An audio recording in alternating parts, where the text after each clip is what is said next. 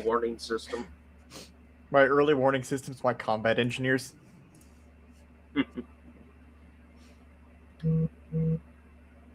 I did end up making a combat engineer team, sort of. It's uh, Battle Automata.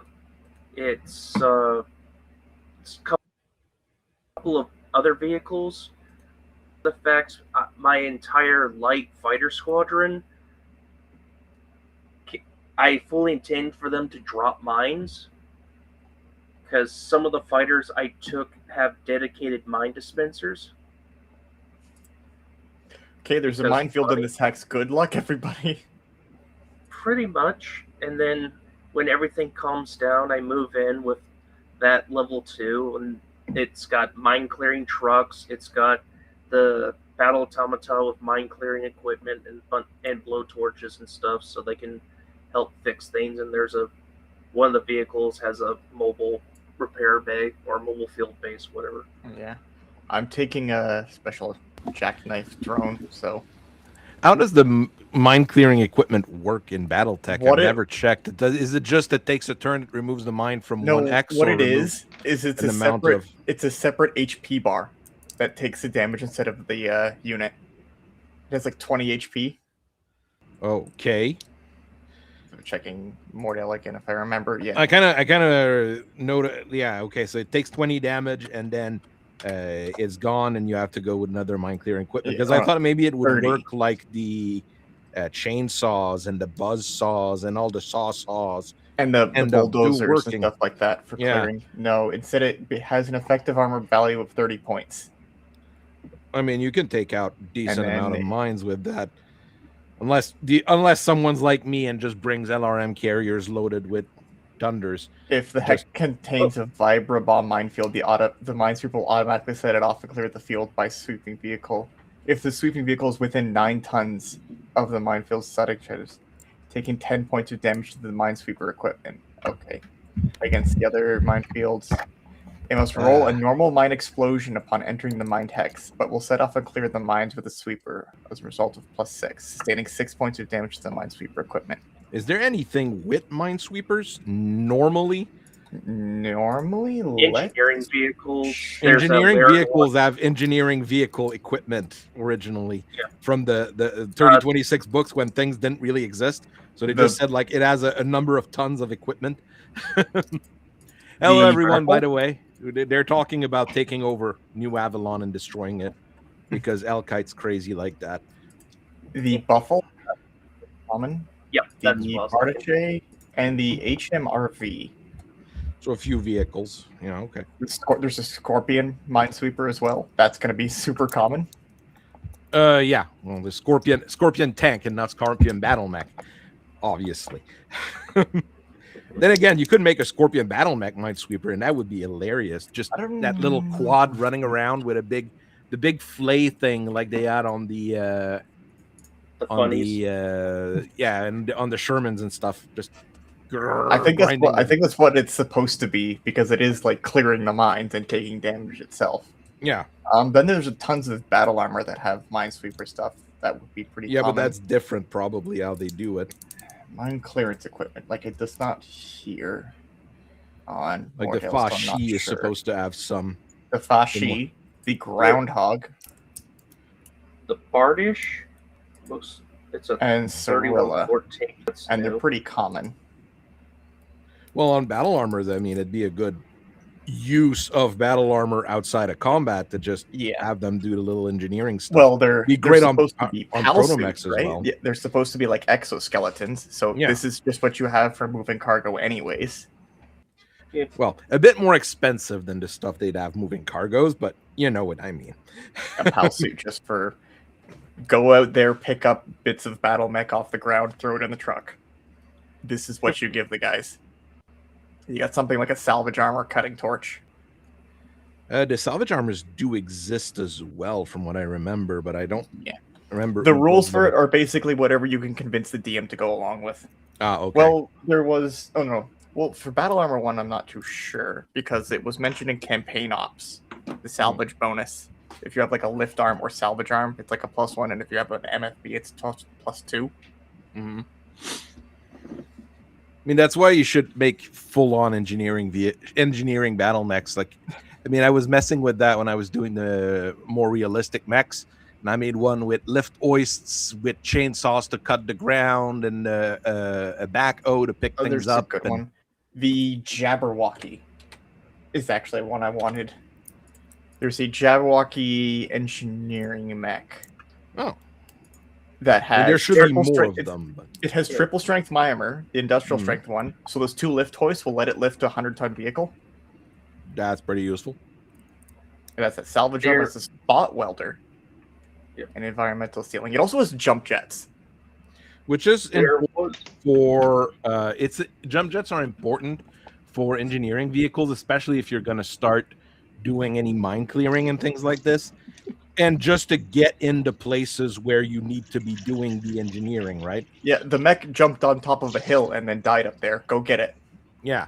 Or, there's a massive hill. It's going to take you 52 years to get up it. Jump. It'll be faster.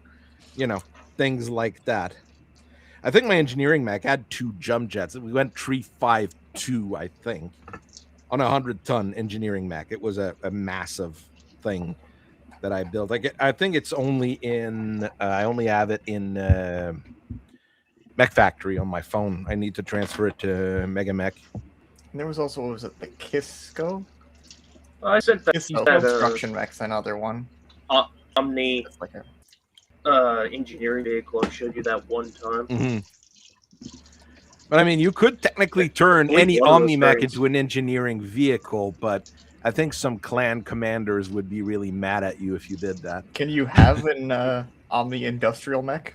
Not industrial mech, but just take an Omni mech, and then you put all the pod equipment that's engineering stuff on it, and then you put a warrior in it, and the warrior's really, really mad because you're having him do all sorts of engineering stuff. Look, we gave it TSM and enough lasers just so you're constantly overheating. Go. You got a rock cutter. Do you need to overeat to have the industrial one for regular TSM? Yes, not industrial TSM, which just works continuously. It just doesn't give you any melee bonus. It just lets you lift more, which is quite reasonable. The Wobbies did have a Oppie 65 and 66. They're super heavy engineering vehicles, but they got minesweepers, bulldozers, 4 manipulators, sprayers, backhoes, paramedic equipment. We're losing viewers talking about engineering mechs. It's crazy. Sorry, all of the stuff was not for battle. We did the battle. Here's the mech part. Here's the mech part. I mean, there should be a lot more industrial mechs than we give it credit for. It's kind of what I liked about the MechWarrior 5 in MechWarrior Online, they put the Roughneck in, and then in MechWarrior 5, they really, it's about the only good thing about the Solaris expansion is that they went and gave some background to the Roughneck, which is basically an industrial mech turned into a combat machine. And I really think there should be more mechs like that in the end, really. It gives your mech warriors a background. Like, you're used to driving the tractors. Of course you can drive a tank. Yeah. There's a bit of a difference between the two, but between a tractor and a tank, maybe there'd be a bit of a difference. But just an armored car, there wouldn't be that much of a difference from an actual tractor. It's slow, but it works and such. You're used to using a cyclic gearbox on a tractor? Perfect. You can get in the Sherman. Then again, the Sherman was a thing. That's the kind of idea. You're used to driving a Demeter agromech every season? Perfect. Here's a Javelin. You know what you're doing. No, good enough. I think I mounted the arms of my Titsang wrong. I think I put the wrong arm on the wrong side. Oh well, it'll be a left-handed Titsang. Oh well, it happens. I think it could be left-handed anyways. There's a few mechs that could be. You could switch things around enough to be left-handed, right-handed. but it is a bit too small compared to the Buccaneers that I've also printed. But those Buccaneers are really big. Like those Buccaneers look like assault mechs in terms of size rather than the other things. It's why I was wanting to do, if I were to go into Elkite's campaign for a new Avalon, I'd do an actual an actual Blakist militia. Go with all the either the upgraded version of those old mechs, the Buccaneers, the Toyamas, the Acolytes, and things like that. Just so I'm not, too going too crazy, let's say. Now, for that map, Certainly did an you option. mean to put it in 3267? What do you mean? No, it shows as 3267 because you have to put a date. And you can't For put 3067 because that's already taken up?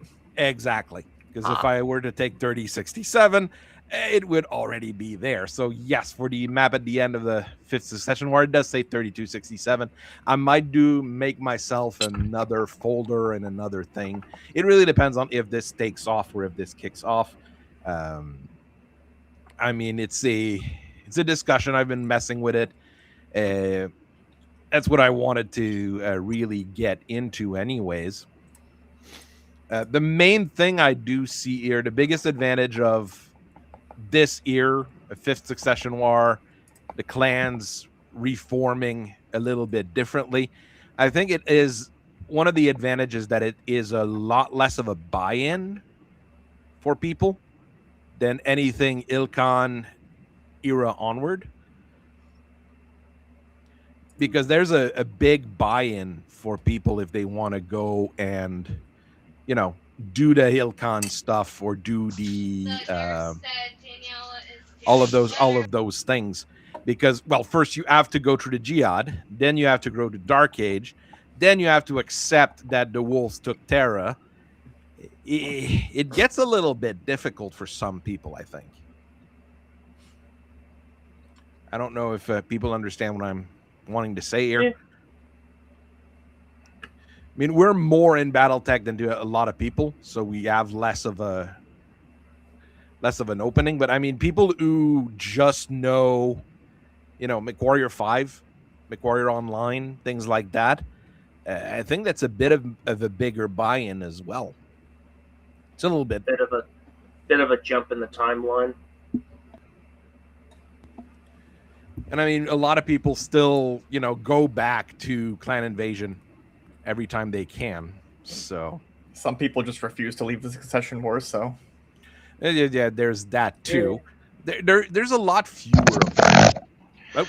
Some people refuse to leave the Succession Wars, and that is why I am. That is why I love what the local group does and what my group is fixing to do, where every week is going to be something different. Mm-hmm. So while you may have a game set in the Succession Wars one day, the next time we play, we might be doing a 8K skirmish, but it's in the Jihad. Or then so how do you make an 8K Jihad 6K list? Game during early Age of War, and everybody brings Mackies. Mackies and tanks. Only if you're the Terran vehicle enemy. packs. Everyone else has to get like Merkavas. That would be early Age of War. Let's say late 25th century. So and that's you've got an Age everybody's of War. got mech technology, but nothing fancy is available. Like not So even the guy- normal fancy. So the guy who rolls up our rolls up what we're gonna do that particular week, Mhm. he as roll again on the tape, and I asked him why he'd do that, and it's because it was like, look, dude, we have so many new folks and whatnot that I don't want to say Age of War, and then someone like you and me who knows about the Age of War goes, okay, I'm gonna bring a swordsman and a primitive thunderbolt and a primitive emperor, and maybe my most advanced unit's going to be this production line Mackie. And then the other guy rocks up with like, quote, quote, advanced shit, i.e. normal shit that will just absolutely wreck primitives. Well, then again, if you go by BV, it's still going to be bad.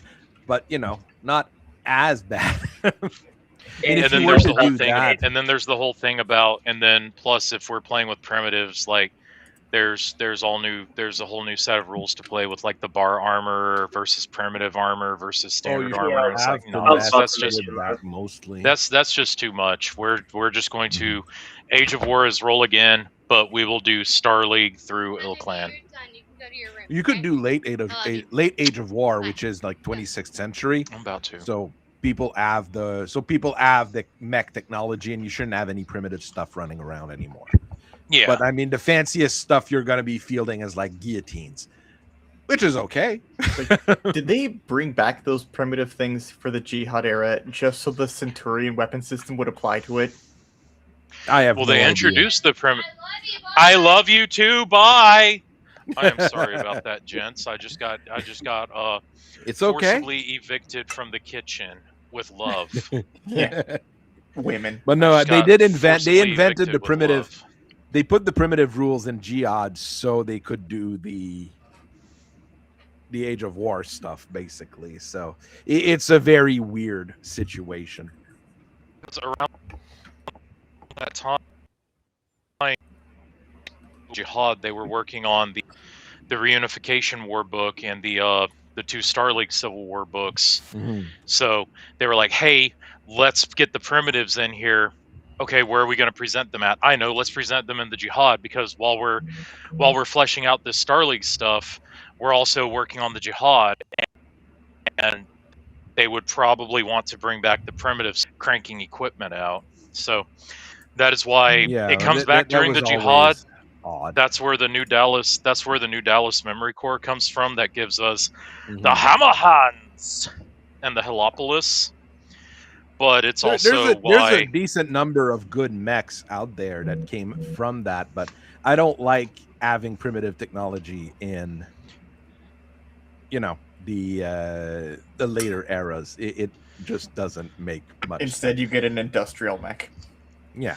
There's a lot of good stuff in the New Dallas Memory Core, such as the Opens book, The Jackrabbit. No, the Jackrabbit is not a good thing. I was thinking of maybe adding it to some unit comps. And then I looked and I'm like, no, there's like nobody building it, nobody wanting it. Like, I'm trying to do that that Fifth Succession War clan reform. I don't know what I'm gonna call it. I keep messing things up. I usually say Fifth Succession War stuff, and I'm trying to use stuff I've already done for unit compositions to follow the same kind of rules for the character bios. I'm using the same kind of format I was using before, except without AI pictures, because just don't want to mess with people going nuts because of AI. We've had too many of that lately, even though I still mess with it because it's fun. You've created a fan project with a budget of $0 and you're using AI? Yeah, I know. For shame. Caesar Steiner in his own mind. Caesar Steiner for real. Might be a bit delusional. At least, I mean, it keeps me busy, which is a thing that I've been having issues with. Because yes, I can paint, but at some point I have to wait until stuff to paint comes in as well, right? I'm right there right now. So I have different things I have to mess with, and this just keeps me a little busy between stuff at work. And once again, I mean, if I was paid to do that stuff, geez, imagine just how much work I'd get done. I'd probably get less done because I'd actually be paid and I'd get bored. So there's that too. Let's think a little bit here. So we did have a map. I'll probably mess with the clan portion here. I might leave some worlds to specific clans, to more specific clans, like the ones that they concurred and they don't want other people to mess with or not mess with as much. But a lot of the worlds will just be like clan general, in this region. I might move the frontiers as well, have some world reconquered by the Fed Sons and by the Combine, like I've done with Rasalhague, just to show Because that they Smoke Jaguar and Nova Cat still aren't on good legs. Not on good terms either. That's for darn sure. I mean, I would expect probably this bunch of worlds here, maybe something like that. Go back to the Combine, and maybe a few of the Ghost Bear worlds, and maybe a few of the Tamar worlds on this side here. There's a couple of worlds I could see Rasalhague Remnant would want to push towards, but they're a little deep into Wolf and Bear. It would be too hard at that point, probably. But I mean, raiding would be a thing that those three powers would be doing quite a bit, not just to get technology and the bits and bobs from our friends in the Combine and from the clans to sell to other people, but also to just try to improve their technology, try to understand the clans better, etc. And that would give an opportunity. Mm-hmm. No, go ahead. Would be interesting that if all the clans are more properly unified on the Ravens, going to push their form of integration like they did in the normal thing with the Dominion, because I don't think, particularly with the Wolves, I don't think they would appreciate that. I don't see a reason. I don't see a reason for them to do so. And I mean, we're early in the timeline still at this point. 3067 is pretty early in the timeline, right? Mm-hmm.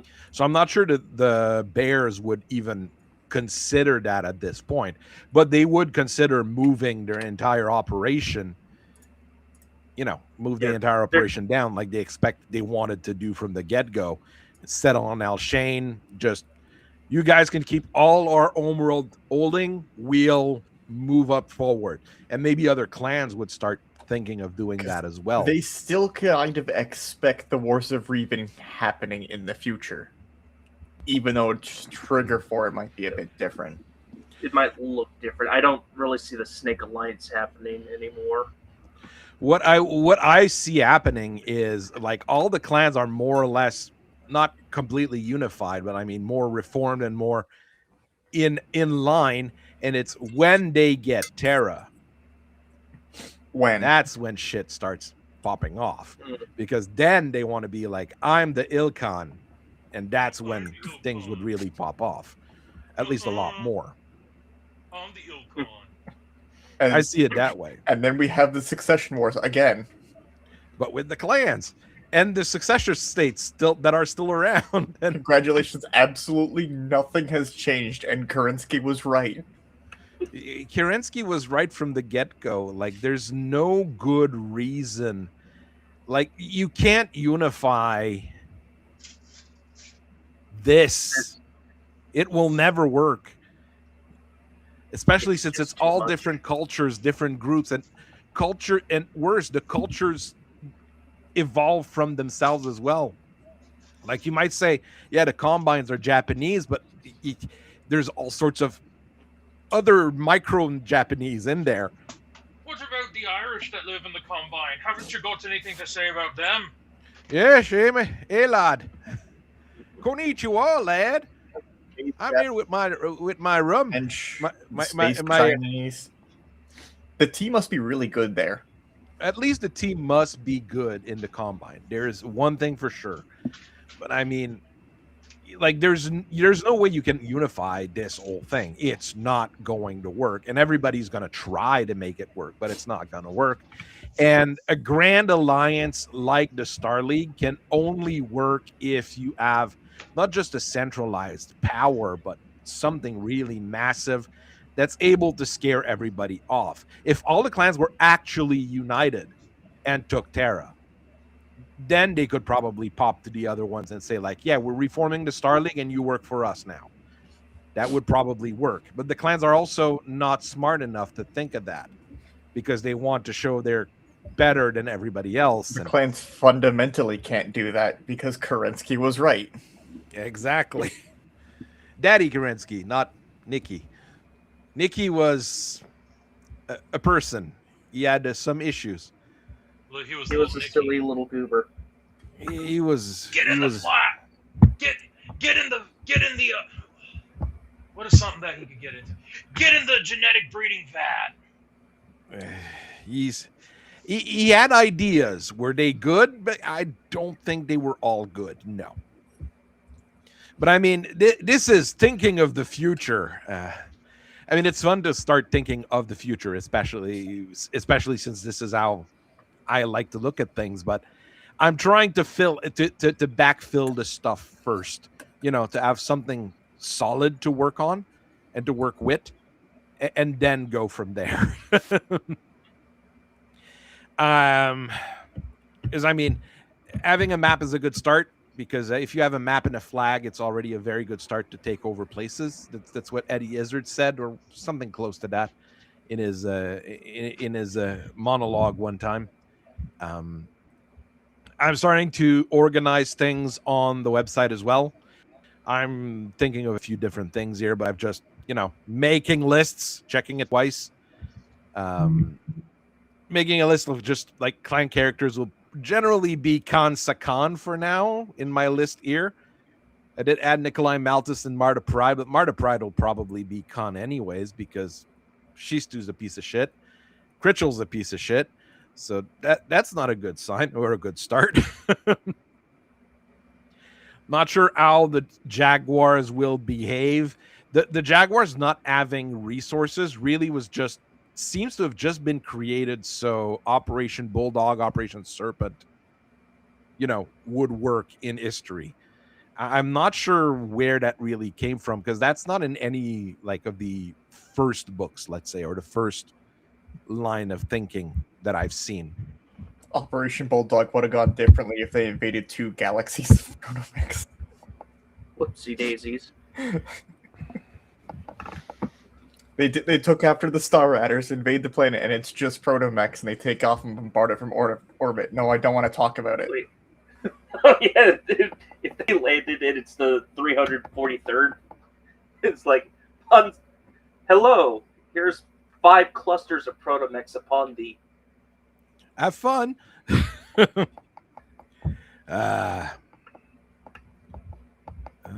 right. Comstar, I'm not sure how big I'd go and extend on this. I've got the Primus, I've got the Presenter Marshal of basically Word of Blake and Comstar. Not sure if we want to expand on that or anything. It's kind of hard to play with that, because all of that exists during the post Tukayid era, but stuff doesn't really pop off until the Jihad. So we're missing a few things here. The Word of Blake, they're building mechs, they're sharpening their knives, but they also know that they're not ready yet. Well, they won't be ready in this case, because all they really have is those worlds around Gibson. That's all they really have, and the Merrics have already cut them off. It's also one of those things that, if Clan Wolf does make another push for Terra, that's going to be one of those, we need to do something right now, and they are not ready for it. By everyone for overstepping. I mean, Comstar also has its little enclave here around Terra. So basically, they have about the same number of worlds, I think. But these worlds have a lot more factories, but are a lot less rich in resources, because they were already all mined. While those are rich in resources, and outside of Gibson, I don't think there's a lot of factories down there. So would they reunite? It really depends on how we would want to go as well with this, because there's all sorts of things going on,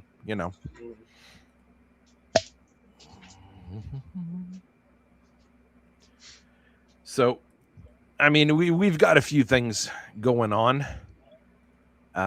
Inner Sphere, well, I've got a lot of Federated Commonwealth characters already written up, actually, just because I was going through and I wanted to give backgrounds to people who have low backgrounds. I've got Nandi Steiner more or less written right now. I'll probably have to try to expand on. Sorry? Do not flash that on screen. You jump scared us in the chat earlier with that. Do not hit these people with that. You'll lose subscribers. It's horrific. She is not her sister. Let's go with that. Her sister's Taylor Swift. She is. I'm just gonna say it. I'm just gonna say it. She is the most unfuckable character in all of BattleTech. And that's saying something, knowing darn good and well that for the ladies we have a Oh, the poster child for Ambien? We've got a few different weirdos. Now, Nandi Steiner is quite a character. Let's go with that here. Actually, I take it back, and because in addition to Alaric Ward, we have a Ravel Karinsky. I don't know if people know about, or not Ravel Karinsky. Ravel.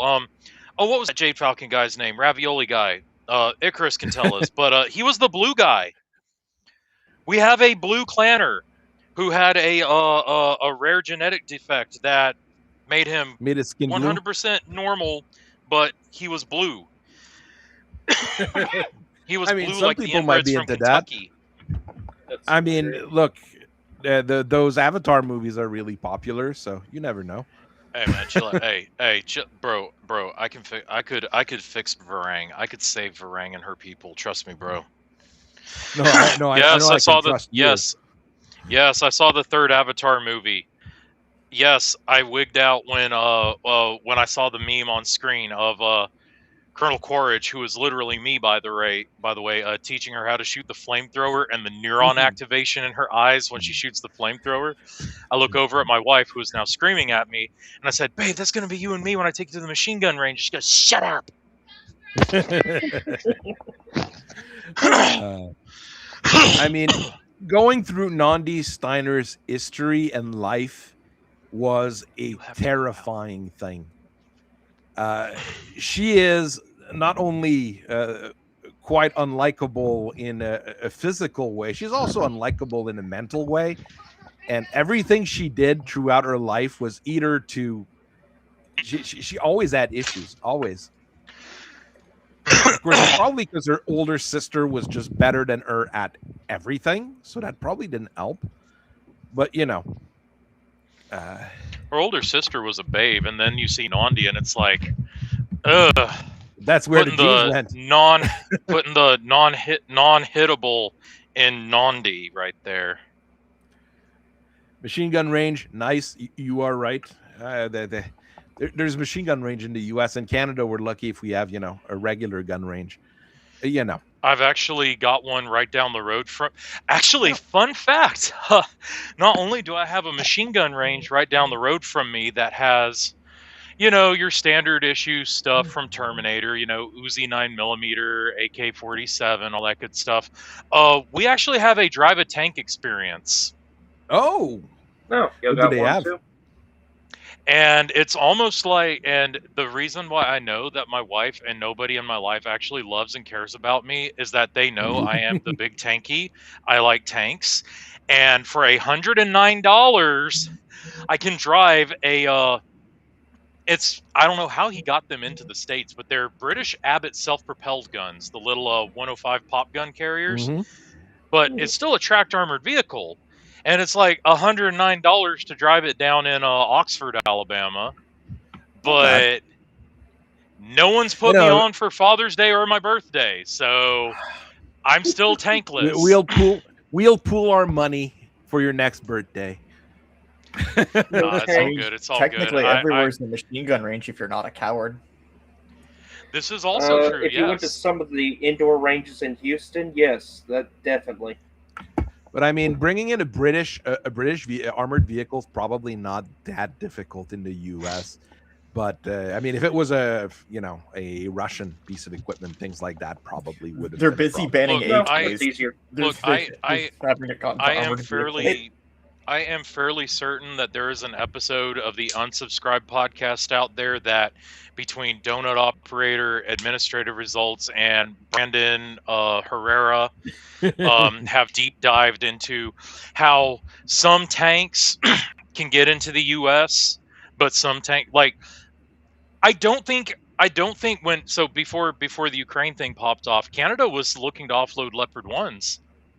Yeah. And I don't think we were allowed to get Canadian Leopard 1s here. But we're also not allowed to get ex-US Army, former Yugoslavian M18 Hellcats that we gave them after the war. We couldn't get those, but somehow we could get British Abbots and FV 432. There's The one that probably the one that the security Space reasons. Marine Rhino's based on. I know for a fact, I do know M113. for a fact that the one thing that is standard across all importation of armored vehicles is that their guns are not by nature of being tank guns, they are considered destructive ordnance. They have to be demilled. So whether that means you welded a steel block into the breech or it's been destroyed somehow, but then it just becomes an issue of the rest of importing them. I don't know. It's the same. I'm more used to airplanes because of my dad and my brothers and stuff.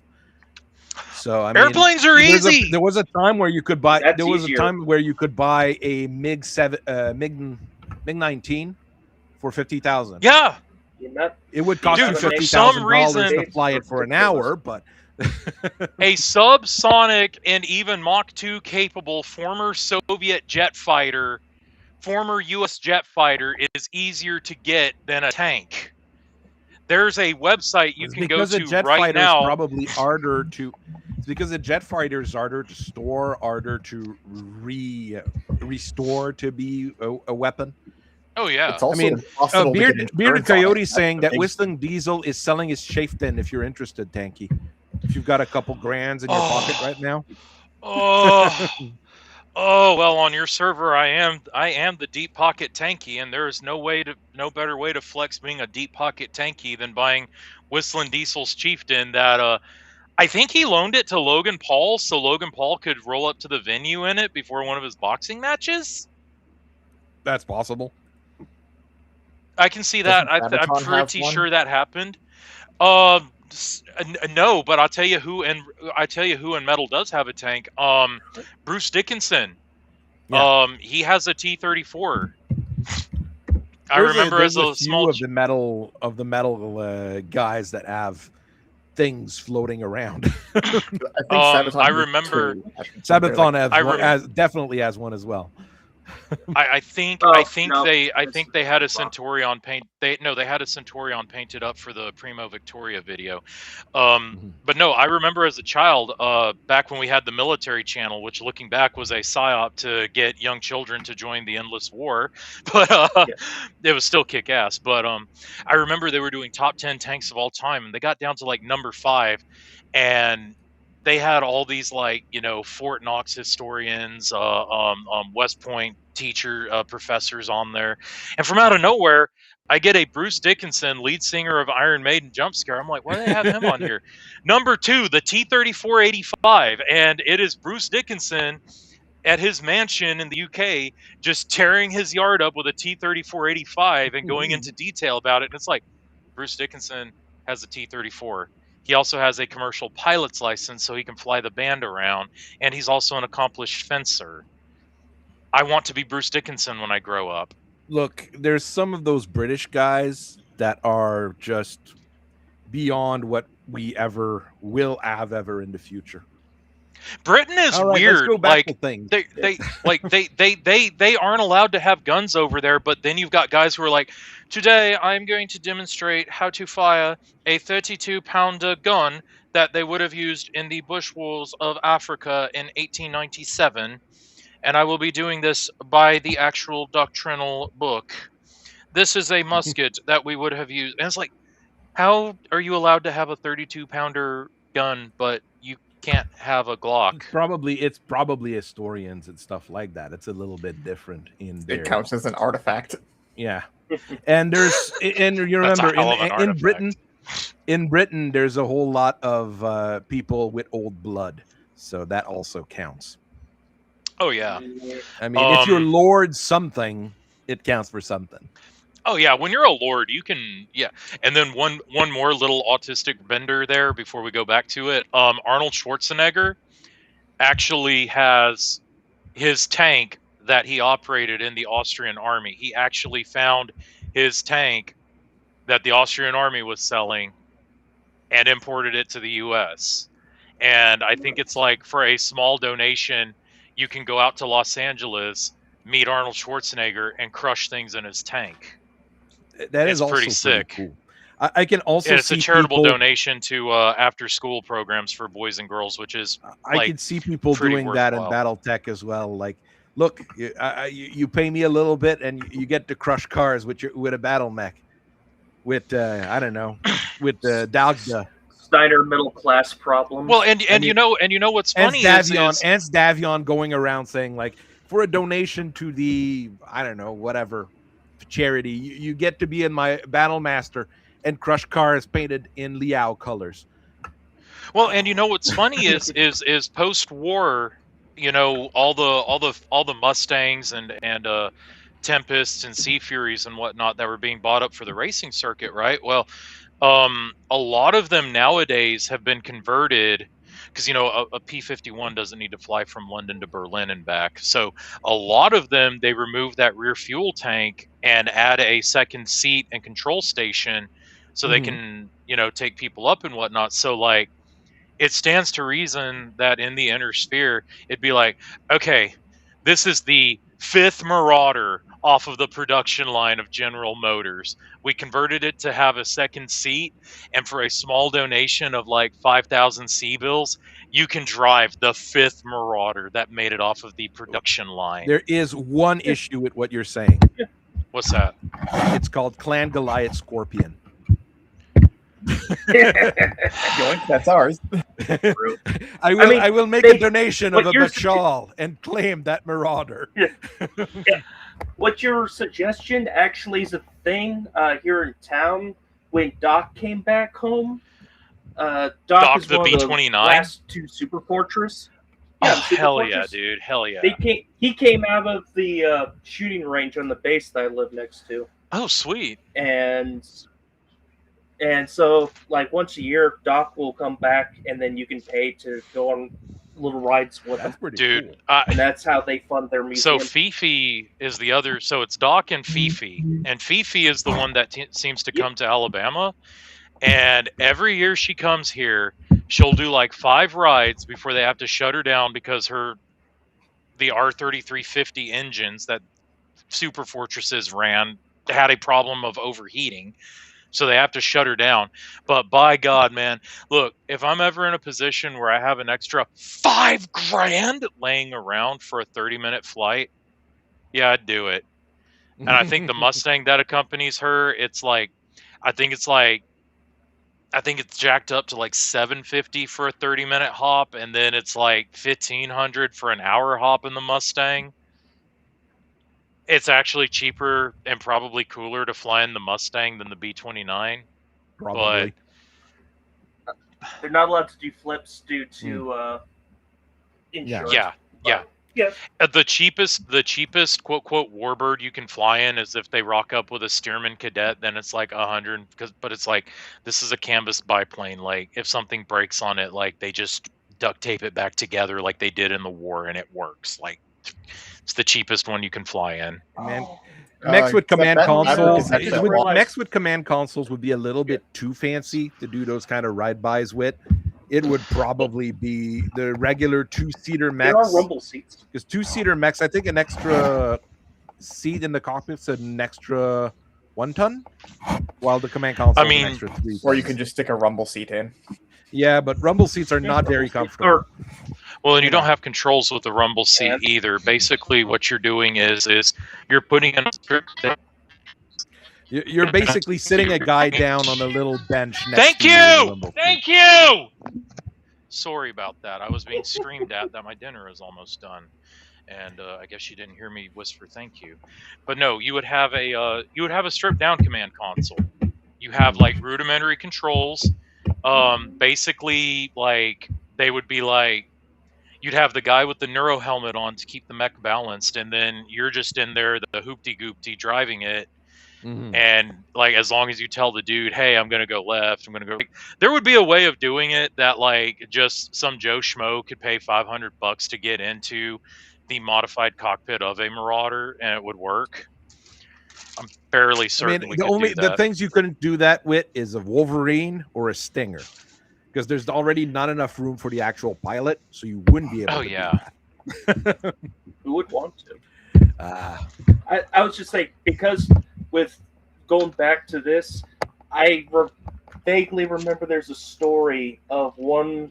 I don't remember it was in Fed Sons, Rosalog, or whether someone had to bust out a Mackie out of a museum to try to help fight off their planet. Goliath Scorpion coming in is going to go full snorts and just try to raid all the museums they can find. We want Kilroy's the little ancient buddy mechs. walks out. Mine. Snordsy regular. Okay, there you go. A little side bit for this whole thing. Snords and Goliath Scorpion keep going back and forth, stealing each other's museums. Snords and That Goliath was like a Scorpion ghetto having lamb. Yeah, well, the same kind there of were a few dynamic lambs as with dual Blood cockpits, Ravens and Trazen. Yep. I mean, everybody's stealing from everybody. I did do a write up on and that would be a. I'm sorry, real quick. That would actually be a fun little headcanon fan fiction thing where Snords Irregulars and Clan Goliath Scorpion are like Trazen and the other Necron dude, and they're just in a competition to see who can get like the coolest, rarest shit. Like completely apocryphal, non-canon, like just a fun little like that would be fun, I think. The only problem is that the Scorpions and the Snords never touch each other. It's really weird what happens with Snort Irregulars, and it's really weird. Like the Goliath Scorpions are always weird on their end. So, What are shallots? all right. Well, What are the shallots? Snords got in contact with the birds and won that fight. So I reckon You can actually mix them. You can they believe they're still in Steiner space at this time. Yeah, but even there, it's kind of hard to like the Goliath Scorpions don't mess with the inner sphere all that much. So True, but if they're getting dragged down here by our new Raven. oh yeah, Ilkon, that would be different. I believe you set them in logistics division. Yeah, or something they like that. they'd look and be like, "Ooh, we can go get this. We can go get this. We can go get this. This is the first Hatchet Man. There's Lido This is the everywhere. first Hatchet Man. We want to get it because it's the first. Is it good? No, but we want to get it." That would be a funny thing. Yes, and that would be an interesting thing to play at. I have brought up the election of the Ilkon here. This is all, suppositions. A lot of things could change here if we discuss it or bring it up. Main thing, of course, after the Battle of Tukayid, Ulrich Kerensky is no longer Ilkon. It's kind of obvious. Nobody would want him as a Ilkon at that point. So the two primary Crusader clans are very proud of themselves because the Wardens have lost. But I mean, that's the thing that I never understood, how the clans could actually be looking at the Jade Falcons or the Smoke Jaguar for leadership after the Battle of Tukayid, because they fucked it up. They fucked it up bad. The Jade Falcons less, but the Jags, they fucked it up. They've been stumbling the whole time. They never did anything good through the whole thing. And then instead turn around and throw someone else under the bus. I mean, and we never really like Smoke Jaguar anyways. You can just go ahead and destroy them in our home world. I mean, that was a bit over here. I mean, they threw the Diamond Jaguars Sharks under the bus. The big bus, not just the small one, like one of The those East double-decker High bus. buses at that point. Diamond Sharks lost pretty much all of their warrior cast on Tukayid. Steel Vipers, pretty much the same. They lost like a lot during those battles. So they don't have time or the potential to really mount political campaigns. What I looked at originally, Ulrich Kerensky reaching out to his buddies in Clan Coyote with Sullivan Koga, because that kind of makes sense, because that would be the other big Warden clan still, unless someone has a better Warden clan that he could think of that would be more influential than the Coyotes at that point. Yeah, I could see that. And Ulrich basically goes like, elect anybody that's not Lincolnosis or Elias Critchell. And I mean, that would be a pretty easy way to, at least get the Coyotes to start discussing. Because how long's the travel from the inner sphere to the clan space? 3 months? Long enough that the inner sphere had time to rally after Osis died in the original canon. No, it was Leo Showers that died. Yeah, Leo Showers. Hey, you know what I meant. The one that looked cool, not the one that looks fat. Look, that's how I'm not. them. Look. I'm not driving tonight. I have perhaps I have partaken in a little bit of the alcohol. So there's that because I'm not driving tonight. So but you knew what I meant. Yeah, I knew you meant. So when they get to Stronomecti, that's when they start doing the big vote and the big discussions. Lincolnosis, of course, we'll go with the same thing as canon here, with Lincolnosis trying to grandstand and say that his clan is the most powerful and the biggest thing ever. But I'm going to start being mean right from the start by having the Isa Lion going going him. There's bad things that can happen if you...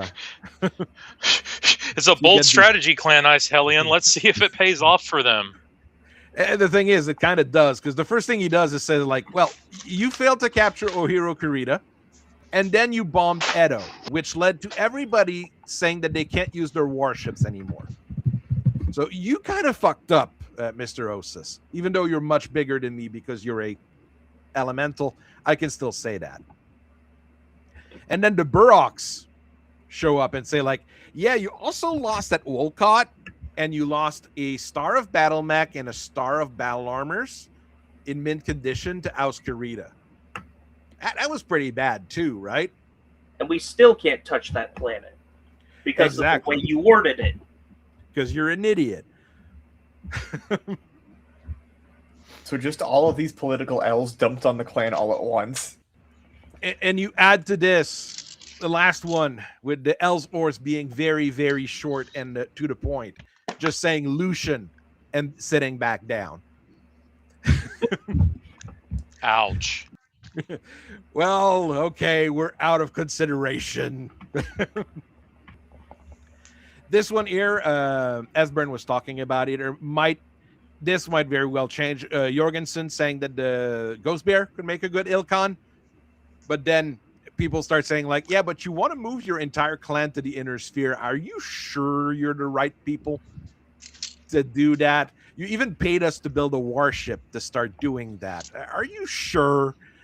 So, but this corollary to that, change. Though, but the corollary to that the Khan, and maybe you can find a better way of articulating it, but their Khan would be like, look, if the inner sphere is the promised land, if the inner sphere is all these paradise worlds that were promised to us 500 years ago, why would we not move our entire population and clan to these paradise worlds? Why would we not? Yeah.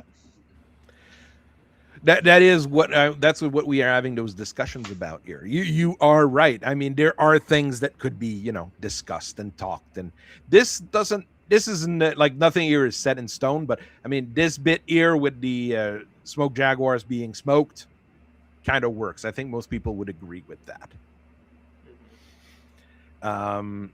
Natasha Kerensky for the Wolves basically saying, like, we need to respect the truce of Tukayid and let's not elect a Crusader Ilkhan that will just try to break the truce, because that's what they would do. So yep, adders are like, yeah, Adder, yeah, that makes sense. Okay, but we lost, so we can't exactly go back to war immediately. Mm-hmm. Elias Critchell tries to show how great the Jade Falcons are once again. And same kind of thing. Everybody starts going after him. The Goliath Scorpion, Mr. Suvorov, saying that, well, you lost at Twycross, and then you lost on Somerset again. So you did lose in various things. And then there's the discussion on Botany Bay that they also nuked. So not a very good thing either.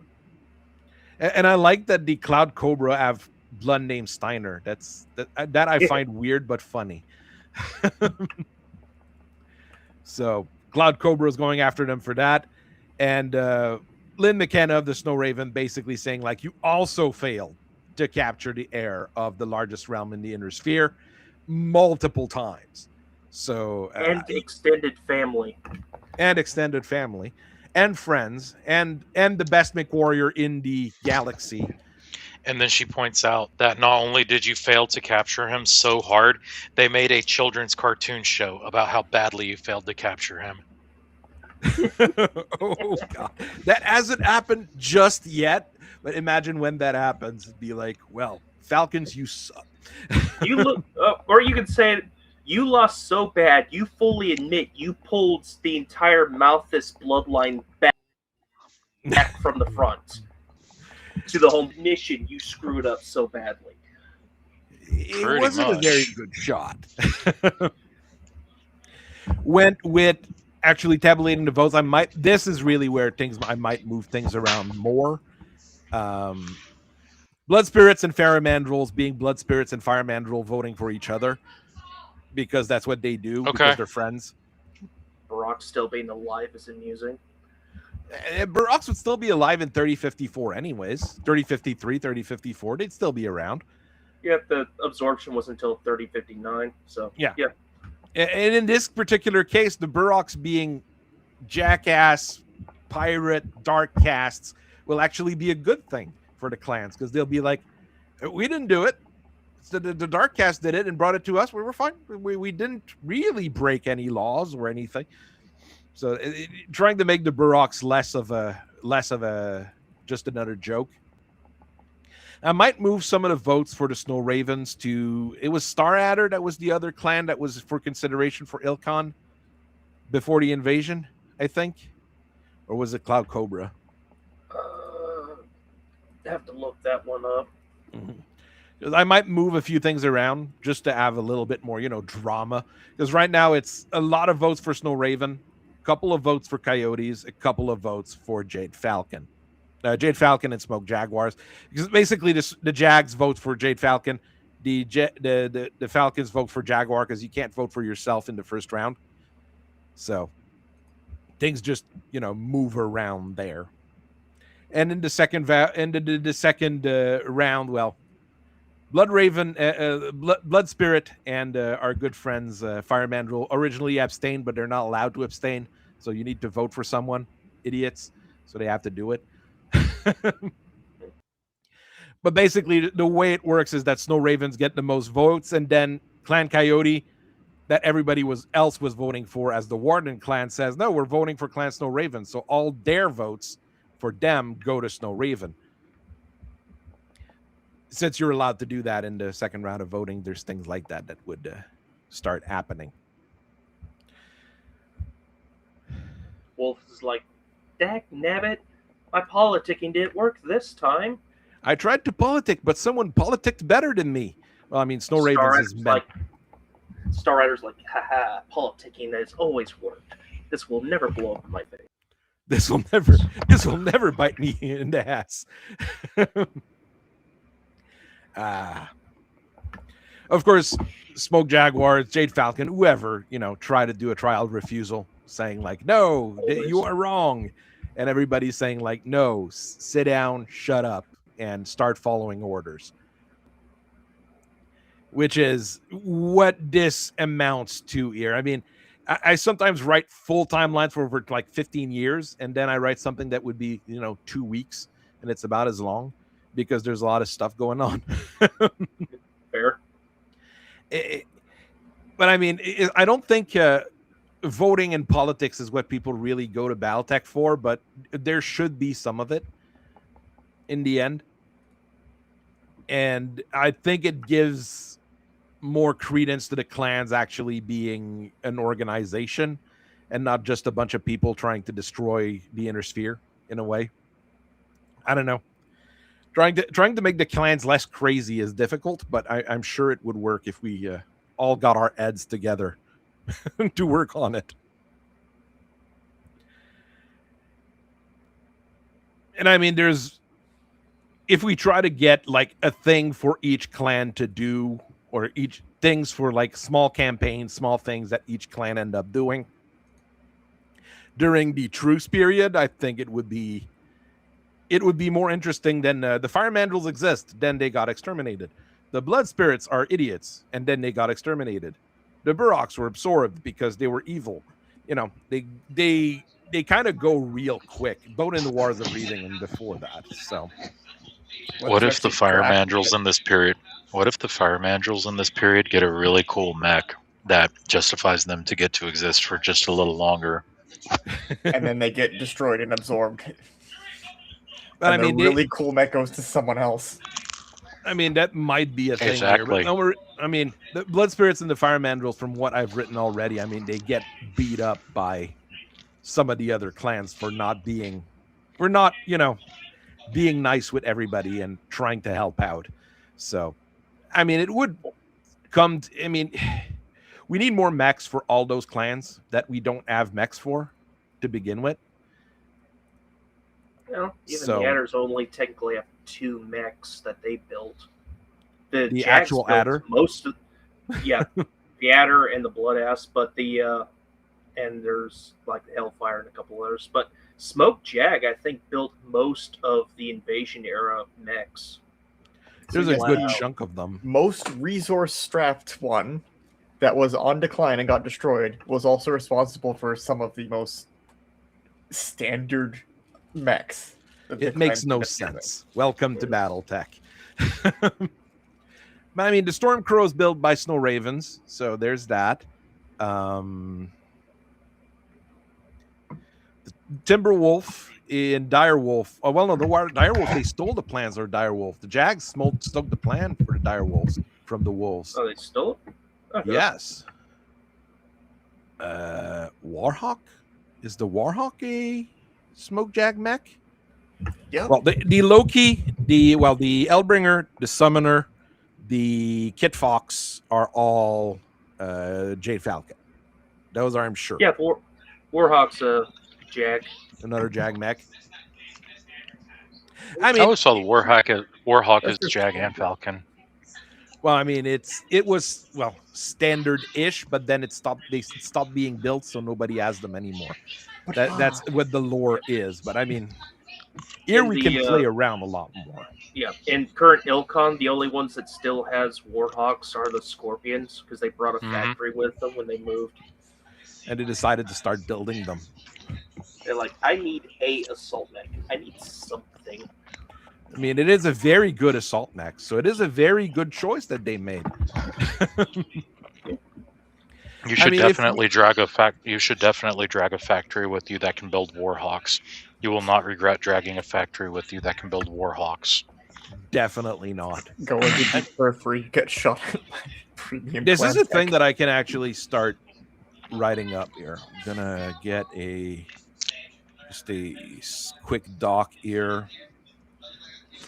I mean, also Goliath Scorpion. They also built Artemis 5. Some of the better technology. They go into deep periphery. There's this deep periphery power, and it has a Warhawk with Artemis 5 LRMs. Our SRMs and our LRMs have a targeting computer with a +3 on the cluster table. Yeah, we like our missile boats. Between that and the Streak LRM, what do you think is better? Oh, yeah. Improved ATM. Improved ATM. Okay, let's remove the improved ATM from the picture because there's no reason it was deleted from the setting piece. Artemis 5. I'll tell you. We're just written out of the story. Artemis 5, and I'll tell you why. Because if I need to make because if I need to make an indirect fire attack, I can just turn the Artemis 5 off and fire the LRM like an indirect fire. Streak, you can't turn it off. It's direct fire only. Can. You can with the Streak LRM. Since when? Where? I'd have to check. It just only resolves as a standard LRM attack. Yeah. You don't have the streak capability, but you have the indirect fire capability if you turn off the streak, basically. Same with other Artemis. You can still fire it indirect, it just doesn't get the bonus. So I like the +1 to hit, to be honest, but It's a -1 to hit. Yeah. It's a targeting computer for missiles. Yeah, you have a better chance to hit. Okay, that's why I mean by a +1 to hit. My bad. My bad. I understand what you're saying. I'm dumb. I know. ATMs. I want those Infernos. No, dude, I just want P-Dance in the comments. I want P-Dance in the comments, actually. Be like, actually, you're wrong. I'm like, okay. I guess there's only a fact that with because you can use ECM to disrupt the Artemis 5, but you need Angel ECM to disrupt a streak. That is a way to look at it as well. Source, I'd have to dig up my rule books, Ophelia. Sorry, they're somewhere on my Which computer. book do you think it's in? To hit armor class 0. No. That'd be in TACOS probably. Okay, I'm gonna call this right now. Edding. Artemis 5, Technical readouts. 95. And rules in general. All mechs that exist in this alternate universe. So when I was going through my no, that's the wrong page. That's my silly stuff. When I was going through, doing the army comps, anything that wasn't available immediately at the start of the 5th Succession War, I put the date when it was introduced. And you would be surprised as to how few mechs are actually introduced after 3057. It is surprising. People were a little busy to develop. It's not even that, because in like TRO 3058, TRO 3060, in those two books, you got a lot of mechs that were introduced between 3055 and 58 as well. If you go through it, which is funny to look at. There's a few odds and ends and weird things floating around. I might not have done all the things either, but there's a few things. 3063, there's a lot of mech, which is just the year after Civil War starts. So that's probably where that comes from. But I mean, in this case, since there's no Civil War, well, we don't have a thing here. So, but in that technical readout thing here, I'll just write it here, all existing mechs and configurations, well, and variants, and configurations come There's out just when they're supposed to. Few things in the middle of the Civil War that wouldn't crop up. Yeah. The faction limit restrictions with some of those wouldn't exist with the Davians and the Lyrans not splitting, which is nice. Now my Lyran can have the targeting computer penetrators. Yeah, Street Killer Arms cannot be fired indirectly. Okay, so it cannot be fired indirectly. But Tanky was right. Can. Darn. Tanky was right. Yeah. And then the ATMs can't. ATMs can't. MRMs can be fired indirectly. Wait, what? They should. It's true that a lot of mech production would have not have started immediately, or you wouldn't be as common as you would want them to here. I mean, a lot of variants you have in TRO 3025 and even 3050, you've got like stuff that be around for a whole lot of time and space here. When does all this kick off again? 3060 something, you said? Well, okay, well, when does it kick off? Well, right after the Truce of Tukayid is when things change, with Ants Davion surviving. And right. Oh, yeah, he survives, but he has to abdicate because he's paralyzed. He goes, what's his name? Stephen Hawkins, basically. He'll be Stephen Hawkins for a while. So he's not apt to rule the realm anymore. So that's why he abdicates to Victor, while Melissa keeps her side of the realm. For the clan, the stuff would kick off almost immediately. They get back, they vote, and stuff starts happening for the clans almost immediately. For the Inner Sphere, except for Ants surviving, there wouldn't be much of a difference until Melissa Steiner survives, is not assassinated, not survives, it's simply not assassinated. And Katrin Steiner is brought back to Tarkad to marry Kaya Lard instead of, staying on Tarkad and becoming a crazy puppet that's not a puppet, etc., basically. Okay. So that's when, for the Inner Sphere, it's the Sky Revolt, I would say, is the big changing point. Because you don't have the backing of Katrine Steiner Davion for that particular thing. So it's really just Nandi and Ryan Steiner causing shit instead. I see it that way.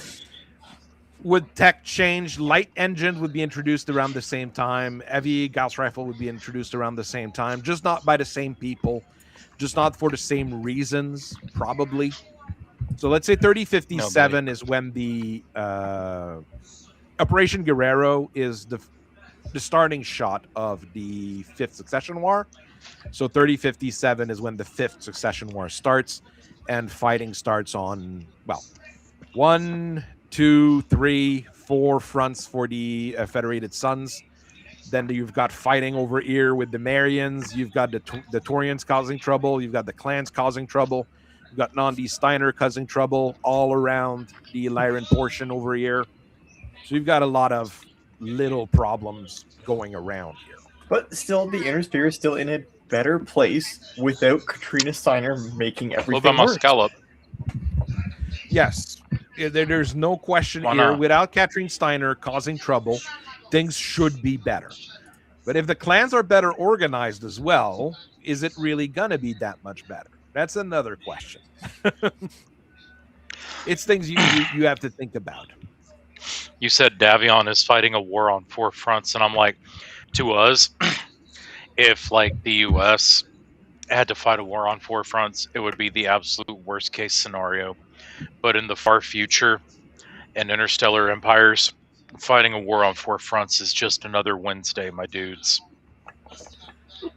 Well, I mean, those are pretty large fronts, though. So there is some issues there. And it's less like the Fourth Succession War, which was literally like Davion slam into the Capellans and the Steiners slam into the Curetans, and more of a everybody's fighting around those 4 locations, and we don't know what's going to happen tomorrow. We don't know if there's a dropship that's going to land with 50 million troops, things like that. Well, it's also that like there's a lot of fighting, but it's not like directed. Yes, there could be a dropship that shows up and takes this planet, but it's not going to be like an invasion force that's driving a spearhead. Mm. The big invasion was at the start of Operation Guerrero. The Free Worlds League retake a bunch of worlds. The Capellans retake a bunch of worlds. And then it just grinds into a halt, and everybody's fighting like around here for a long time. Everybody's fighting around St. Ives and Sion for a while. The Merricks and the Steiners are having fun over here fighting each other. And that's literally how I'm writing it here for Caesar Steiner and Garibaldi from the Merrick militias. They're literally fighting for fun. Like, perfect war I lost game a planet. setting. Well, I took a planet from you. Haha. See, perfect war game setting. There's a few major campaigns where large sections are flipped, but for the most part, it's just like a few planets are changed back and forth. Yeah. There's a lot of fighting. There's supposed to be a lot of expenditure, but it doesn't actually change a lot of territory. And people don't bring warships outside of, command ships. People don't bring nukes. People don't bring chemical weapons, biological weapons, because everybody wants to keep the world they're taking. They don't want to, raise it to the ground.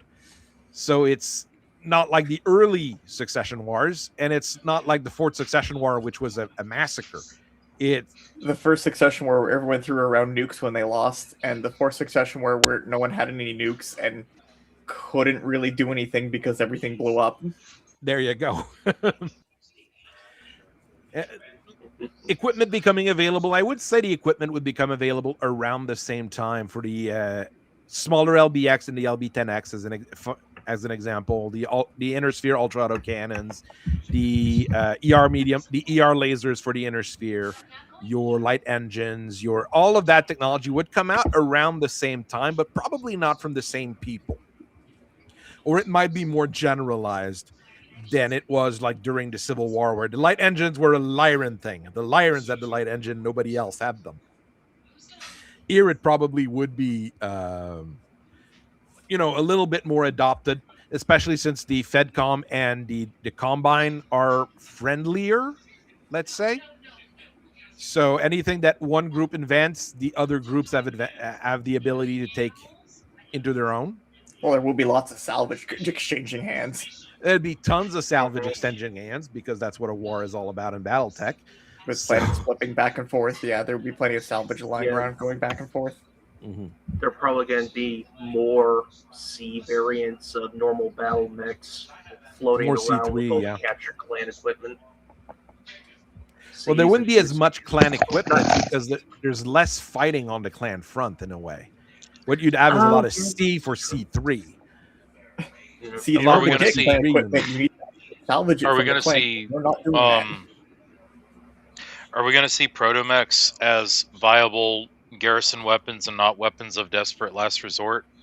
That's what I would say as well here, because that's I could what they see that. should have been. So you invade a clan world, and it's a ton of protomechs and Starleague relics. That would be a Tanks, and the way I wrote it, aerospace. those Starleague relics are being upgraded to clan tech as well. So yes, it's a Lancelot, but it's a Lancelot C that's in front of you, shooting down your aerospace fighters. And things like 3 the Von grand Muckner large Royal. pulse lasers upon the. They also wouldn't be, yeah. That might also stop people from trying to invade clan worlds. If you invade it and it's just protomech equipment that you can't use. That would cause some issues, or those Starleague relics. Yeah, you can salvage an ER, a large pulse laser. That's pretty cool, but it's not an Omni-Mech you're salvaging anymore. I see another thing popping up. If tech is going to happen the way it normally does after the 5th Succession War and the clans get back to business, you'll always know when a Star Radar cluster is hitting your planet because they're probably the only ones carrying heavy lasers and are suddenly just deleting things in one.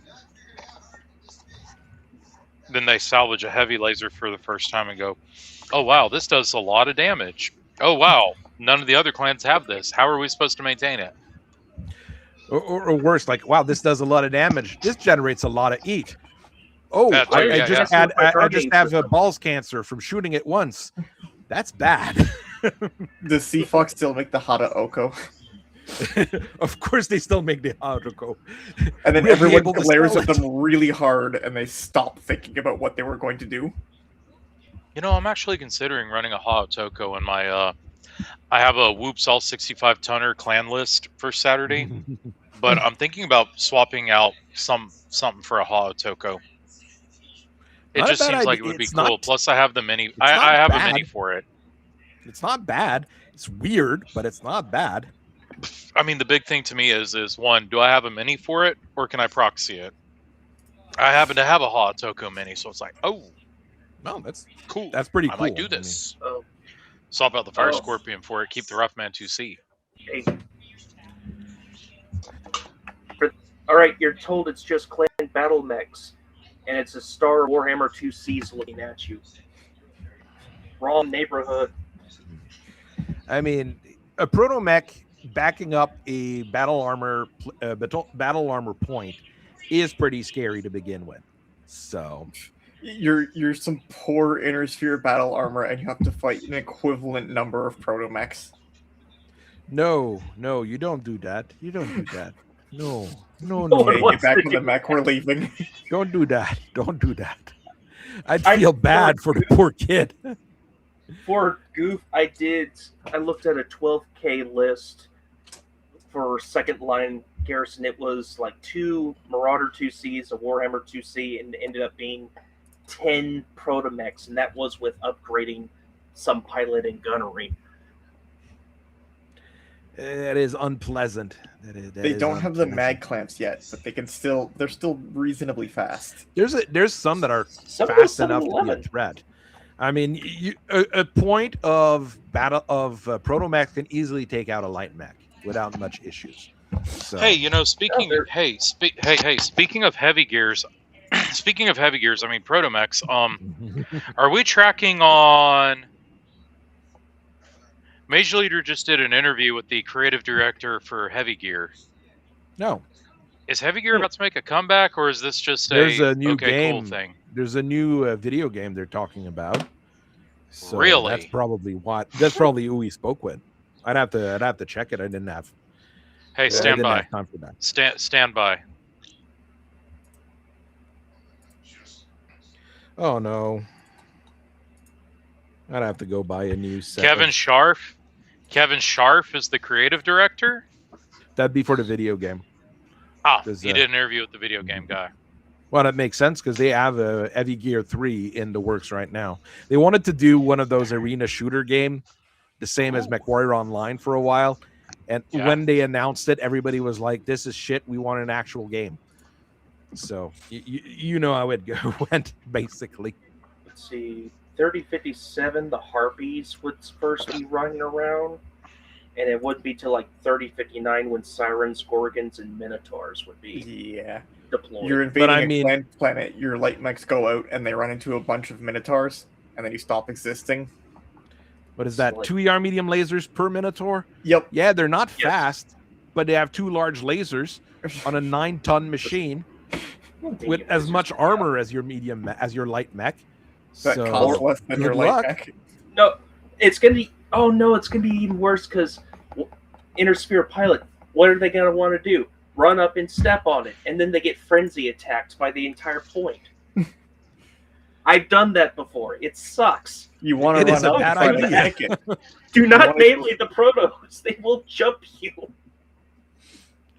Okay, so if we look here, new variants of 2C machines. So, as the reformed clans, there will probably be a few variants that might be introduced earlier, because there's some variants that are introduced late but that don't need to. So, and we could introduce new 2C variants of existing mechs, like the Guillotine 2C could stand to have a few more variants, things like that. So we can start with that here.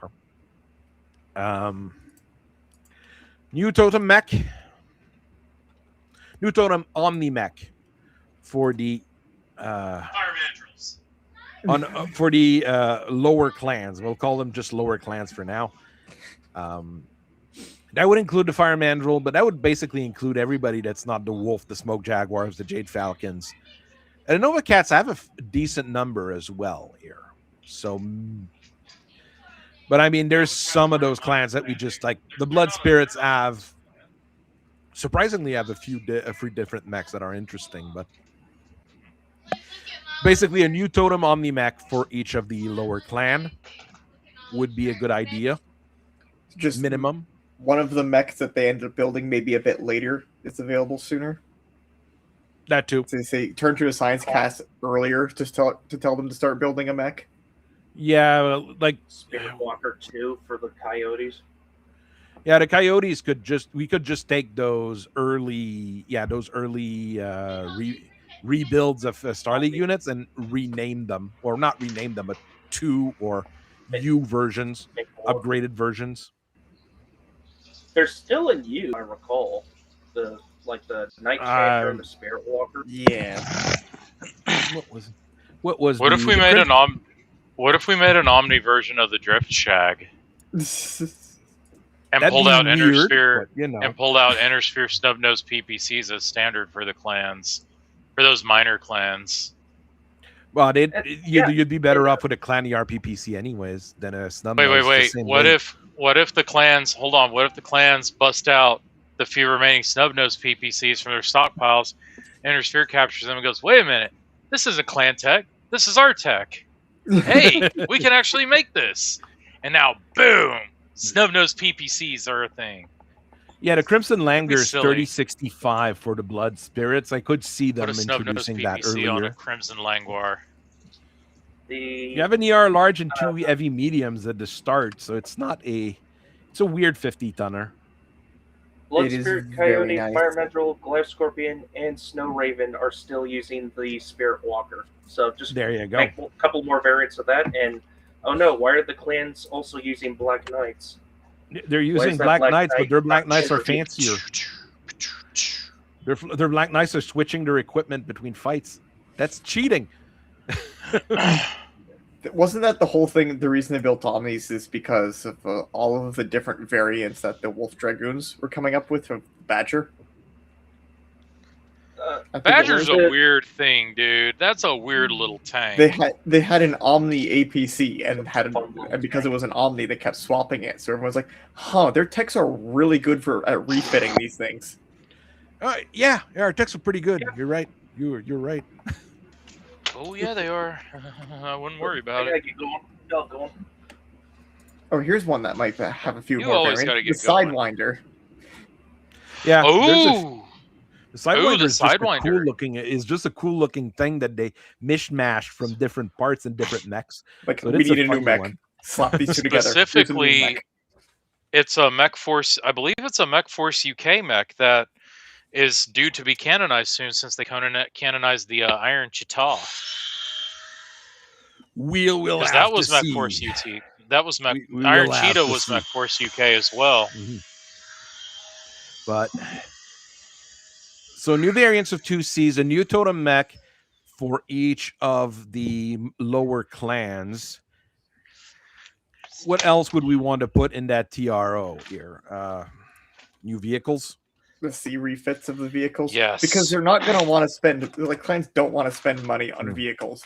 But What if we refit? What if we take a Star League Royal Rhino, but instead of clan LRMs with Artemis, we just make them clan LRMs and say, "Congrats, it's a heavily armored fire support tank." You know, and just Or stick ATMs on them, because ATMs are fun. were ATMs available then? ATMs, when are they introduced? That's a good question. 3058 or 59. 3060. Oh damn! I was off by 2 in 1 year. So by this particular book, we'll call it that way, we would have access to the ATM, which would be cool. Like things like Artemis 5 and ATM start coming out a lot sooner than you'd expect them to.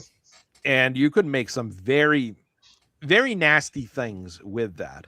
Yeah. So this particular book is basically a few upgrades for 2Cs or refits of 2Cs, a bunch of new Totem Omni mechs, and the refits of vehicles and Star League mechs. That's something that we can easily, bang all of our heads together to try to do. Good and bad. Something that's just like, well, we have all of these proto mech ACs lying around. Jam them on a tank because it's something, and it means the money goes towards the expensive stuff.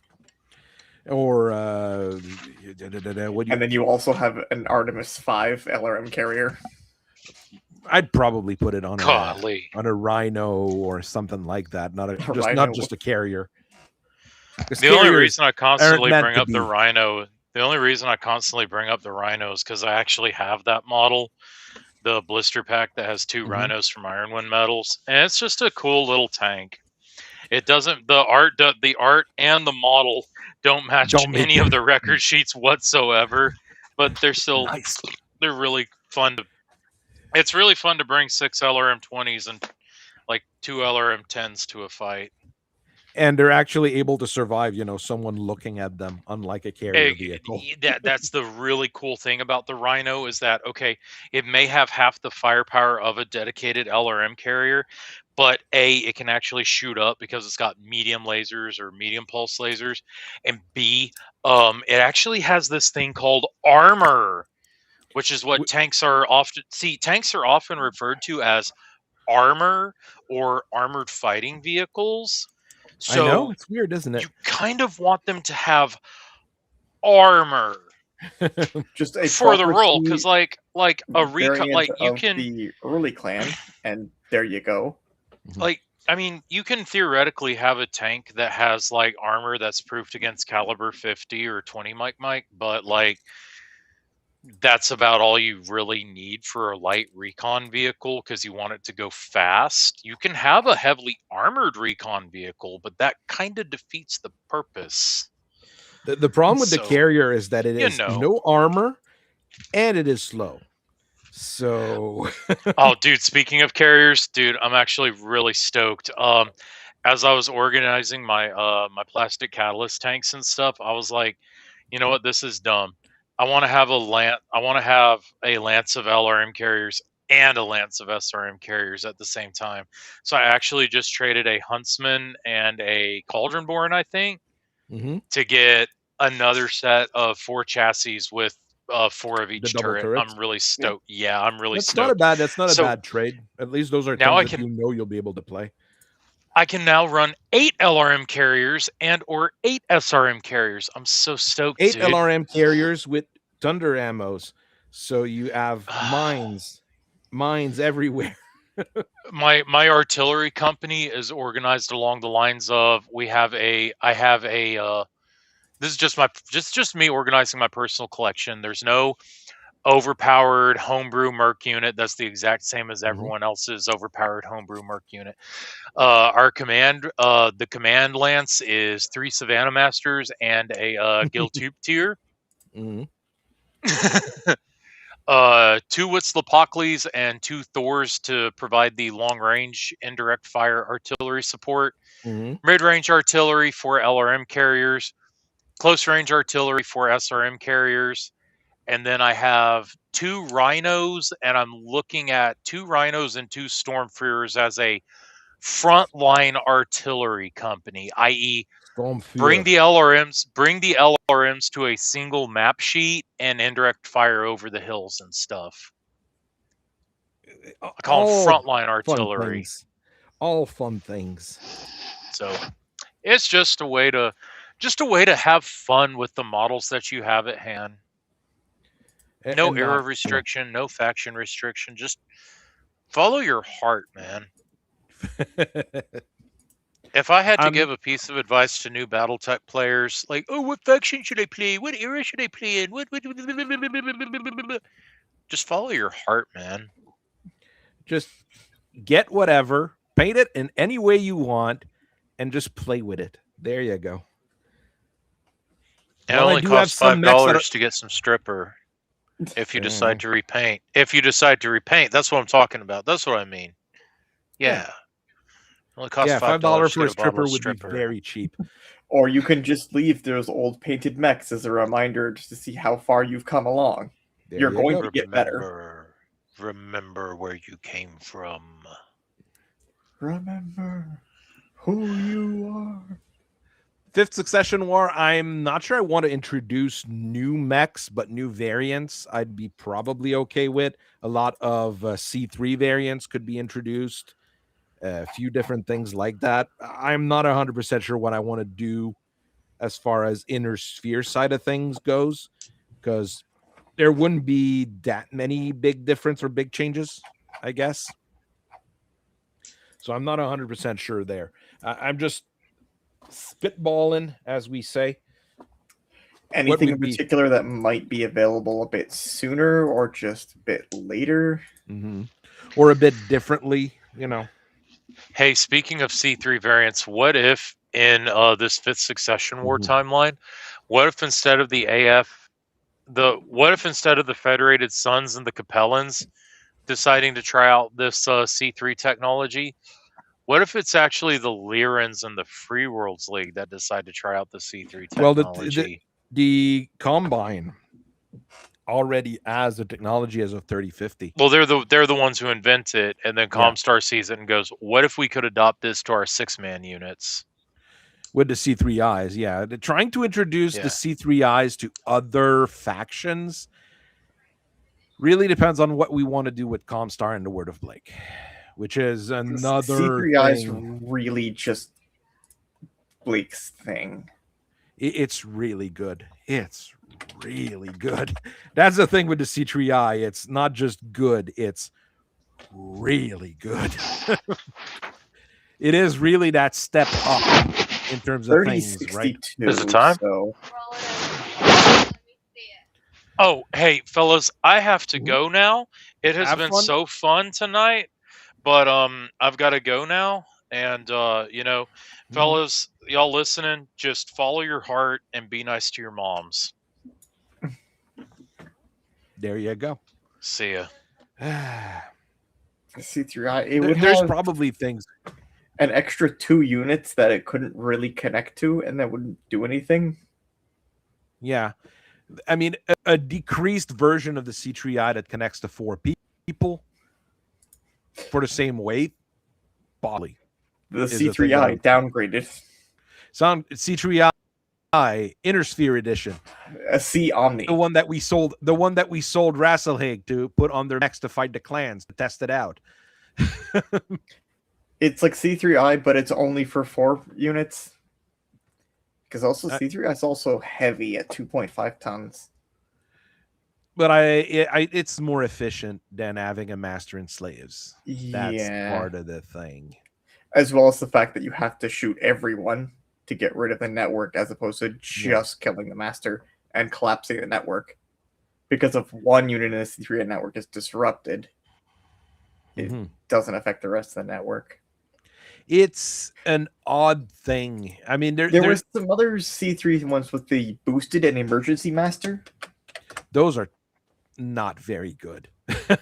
I'd much rather just armor. 3 tons for a boosted slave? And all it does is give you like 3 turns of master. Like what does it do? It works in the same fashion as standard 3M works, but experience no interference from hostile ACM except Angel. It will not function. No, that's the emergency. I was thinking of the emergency master. The emergency master. Still 2 tons. That 6 consecutive turns. No. It's not terrible, but I mean, everybody has to have it in order for it to be efficient. So that's a whole lot of mechs with a 2-ton thing. Well, you could also do a C3I for 2.5 tons. So C3 is a really weird technology to be put into game. It's a great piece of work. It's just really hard to use really effectively. Like, it's supposed to represent data link, but it's odd to work with. Like a data link equipment, maybe for like a one-on-one kind of thing. Like that's what tag is also supposed to be. And tag doesn't have enough interactions. Tag definitely needs more interaction. That's the thing that unless they've got it in their playtest package, they already have stuff for tags that they didn't put in the playtest package because they wanted to increase it already, and it already stuff. Because I mean, I like how it works in MechWarrior Online as an example. It just gives you, the equivalent of having a narc or something when you're hit by a tag. A narc laser sort of idea. Yeah. And I mean, I like that idea for a lot of things, but I mean, you need to have the missiles for it and pay for it and this and that, and And then you're not taking other types of missiles.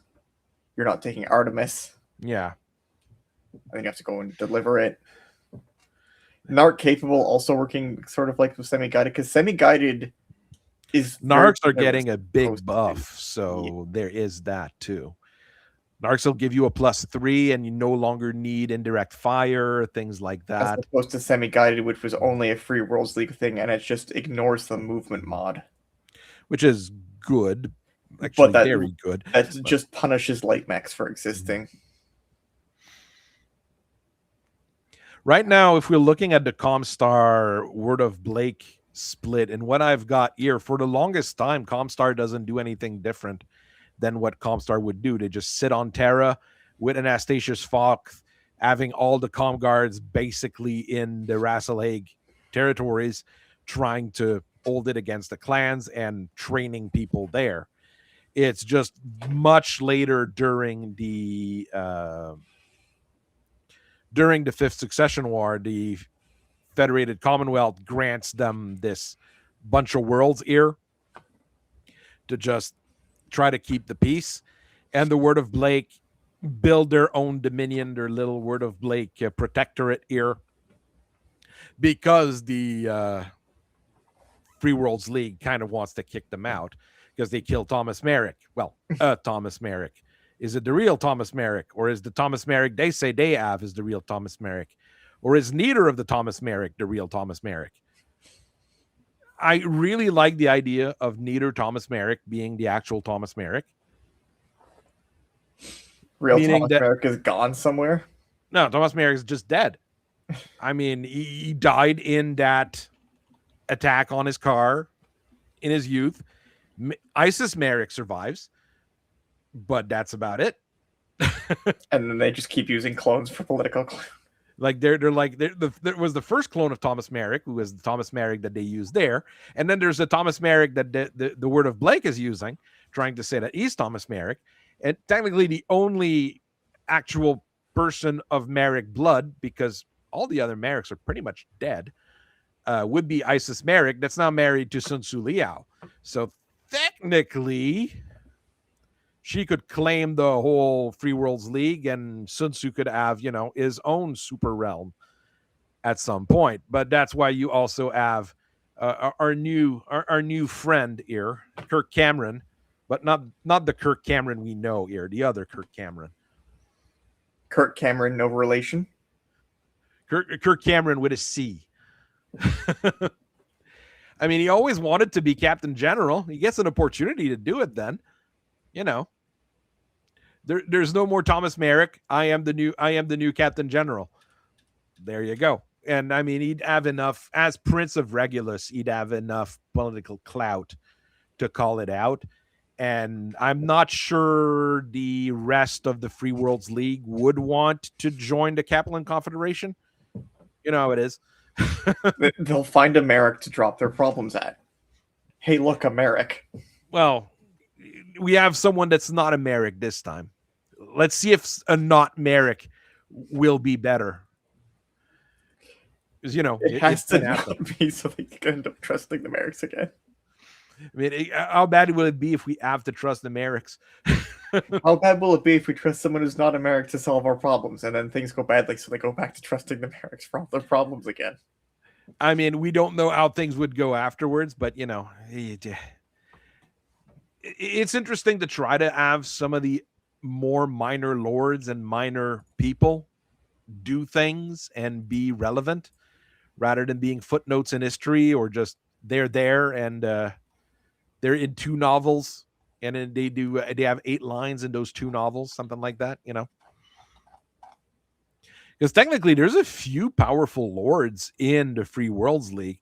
I mean, the first thing is going to happen is Andurian going like, no, we are Andurian, we are free, and do the Andurian thing again, because they always do the Andurian thing. They're like Sky, but in the Free Worlds League, so people don't pay attention to them as much.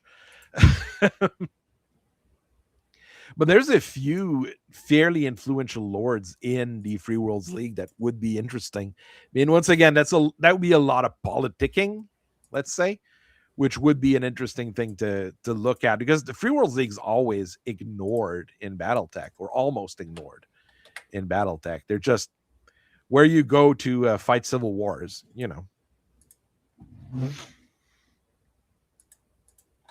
I did expand the St. Ive Compact quite a bit, both with Fetty's World and Capellan Worlds. It was actually a mix of both that I went with. And they're marrying to the Aztecs at the end of the war. So this might not remain an independent state for very long, or, maybe this will be its own state after a while here as well. One of the two, things can happen with the Capellan March seceding from the Federated Sons. Who knows? There's a million things that could happen. With a million other things going on with them to not immediately put that down without the proper political clout to put that down. I mean, that's the reason why the Lyran Alliance basically exists. Nandi Steiner grabs all her loyalists and all her friends from the Lyran space. They all go to the Rim collection. Yeah, the Rim collection. Take it over, because it's just a bunch of pirates. They're very poorly equipped and very poorly armed, and she has all She does have a bunch of friends with very good Lyran equipments. She just generally drops 4 atlases on them. The whole Steiner Scoutlands meme on a bunch of backordered pirates. Where the best mech they have is a Stinger with one arm. Not even a one-armed rifleman.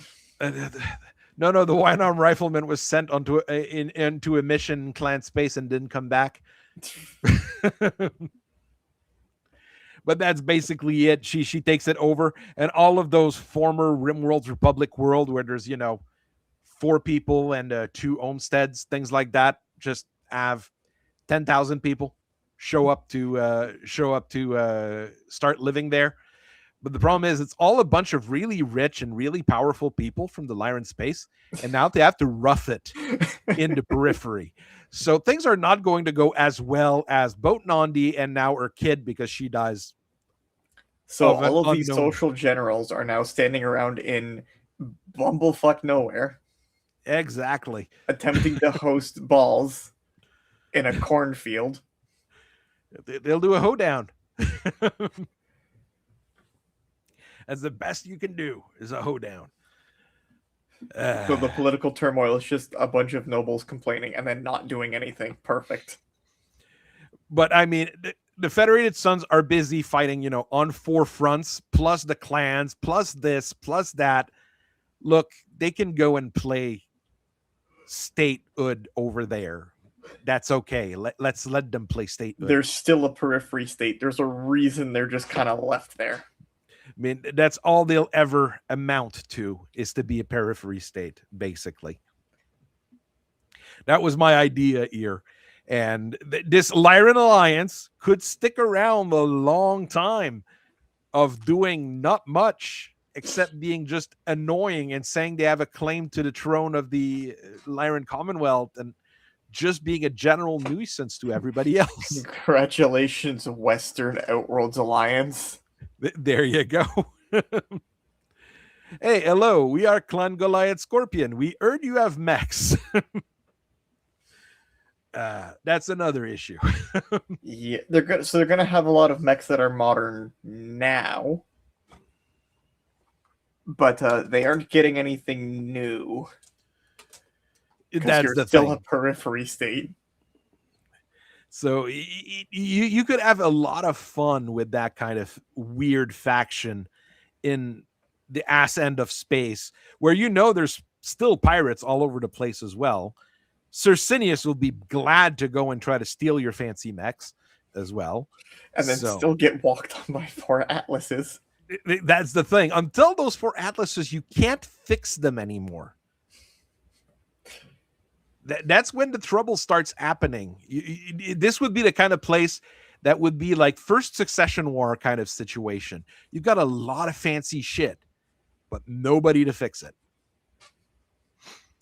So you have to start making deals at some point, but who are you going to be making deals with?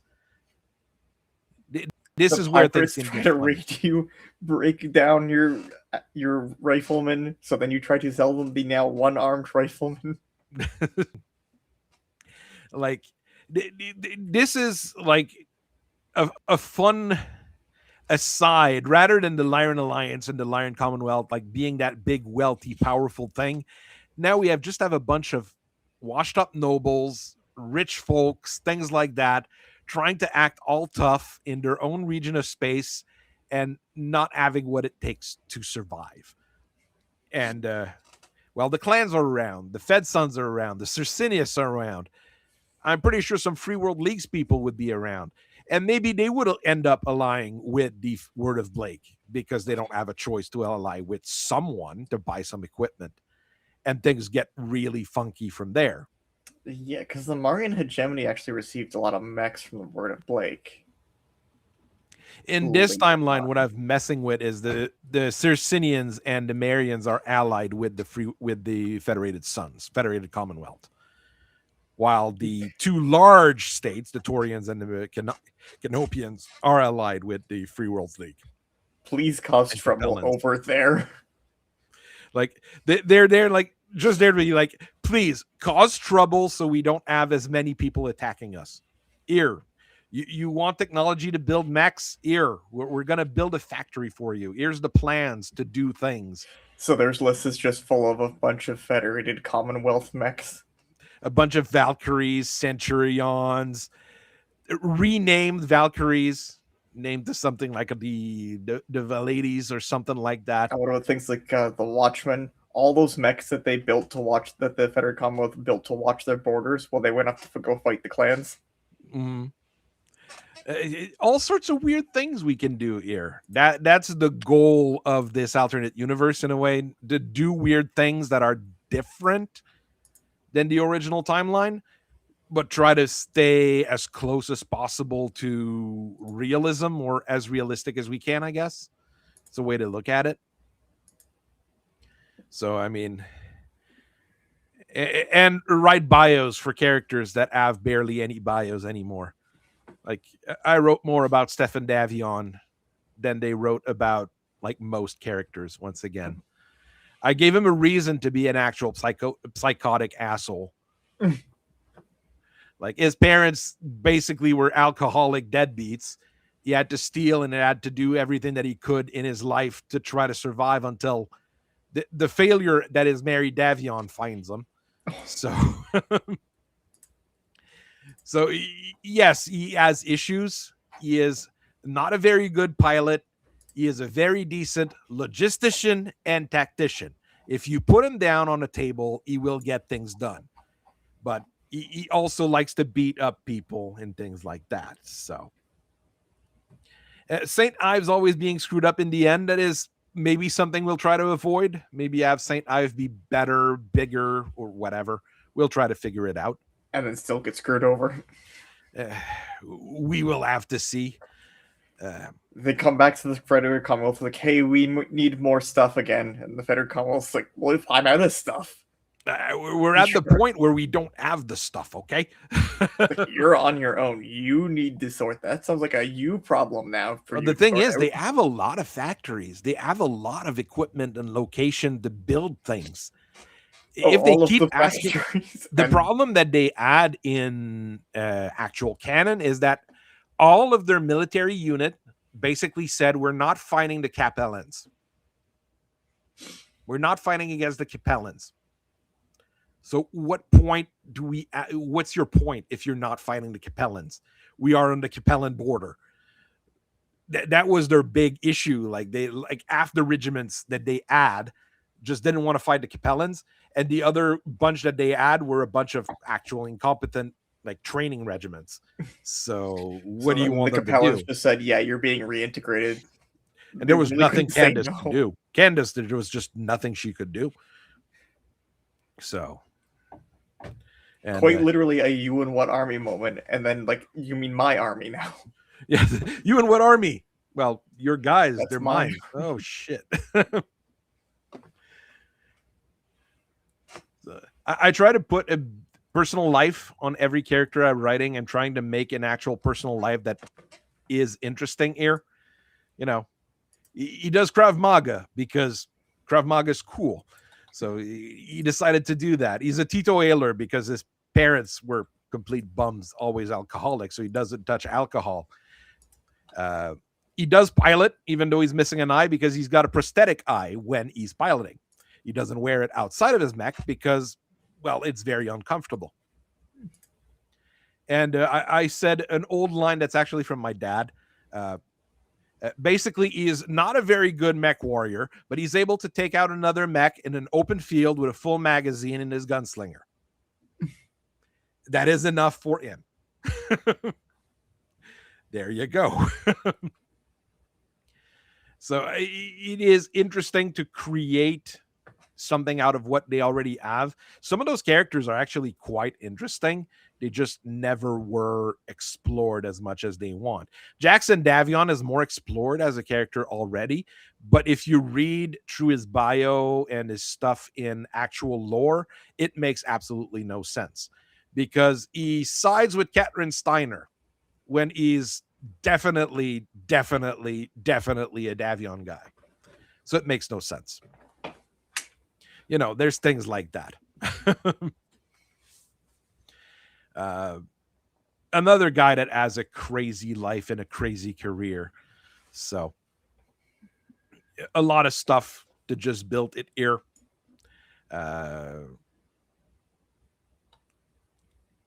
Battlemaster pilot, but that's in lore. Battlemaster pilot, we already know he pilots a Battlemaster, but it would be a kind of situation where I'd have to go like, what version of the Battlemaster is he piloting at which time? He's supposed to pilot like a 6S, I think, a Battlemaster 6S at the end of the Civil War. Yes, That's the one with the Gauss rifle. Because I mean, there's always a good reason to put a Gauss rifle in a mech. not seeing it. Is that not the 6S? I can't remember exactly because it's just in my rear memory, basically. There is one with a Gauss rifle, basically. It's the 4S. 4S. 4S? 4S. Vox 340 light engine. So you do save on weight on that. You get a Zeus slingshot Gauss rifle in the right arm. 4 ER medium lasers, 2 regular medium lasers in the back, and a regular 6-tube SR. Oh no, a 6-tube with Artemis as well. And the machine guns are replaced with small pulse laser. It's basically a very good battle master. But 3 tons of ammo on a Gauss rifle is plenty for almost any situation, to be honest. 30 rounds of SRM-6 then. I mean, it's a command mech. That is a lot. That is a lot of SRM-6 ammo, but they probably didn't know what to put the ton in. Maybe they could have stuck an additional ton of armor on. I'd have to check. I mean, swap out at least one of those for Infernos. Yeah, they don't have part of his boost, but who cares? SRM-6 and Infernos is pretty nasty. Let's be quite honest here.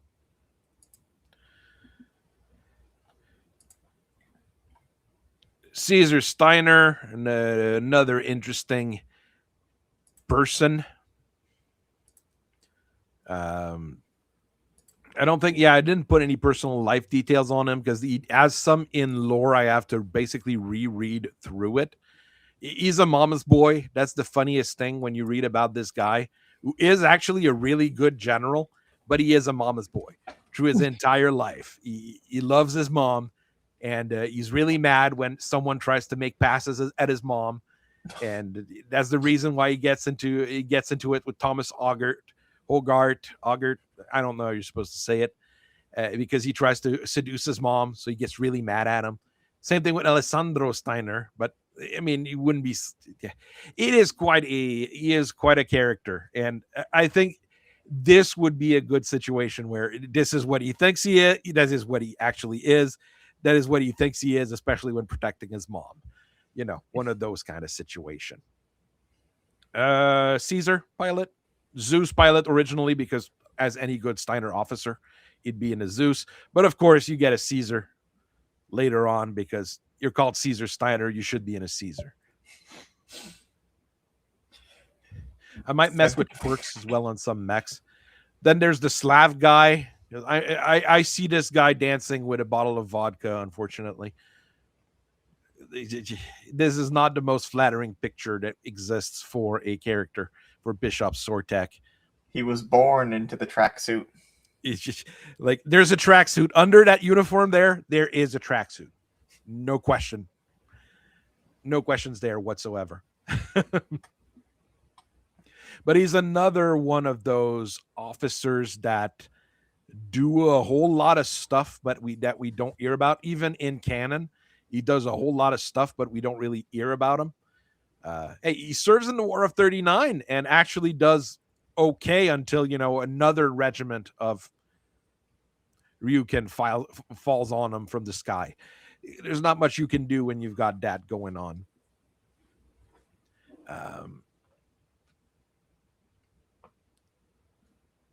Did I? No, I don't have I haven't uploaded I have Adam Steiner that I wrote something. That's another one that I have to kind of finagle my way around. I do have a decent write-up for him, but it's a little bit difficult because there is just enough information on Adam Steiner to make it annoying. You can't improvise or you can't create as much stuff with an Adam Steiner because there is already, canon that makes sense. But it's just missing enough stuff from his youth that you have to fill things out and try to fill things out. And it is still very weird that a 26-year-old major ends up being an instructor at the premier academy in the inner sphere. So he has a few weird things going on here. But he is at least a decently interesting character. And I promote him really quickly to replace Nandi Steiner, just so we have a named character somewhere to have something going on. So another thing that's difficult with him is just how many mechs he goes through. He has his Axeman, then an Awesome, then a Thunderhawk. I mean, weird progression of mechs as well.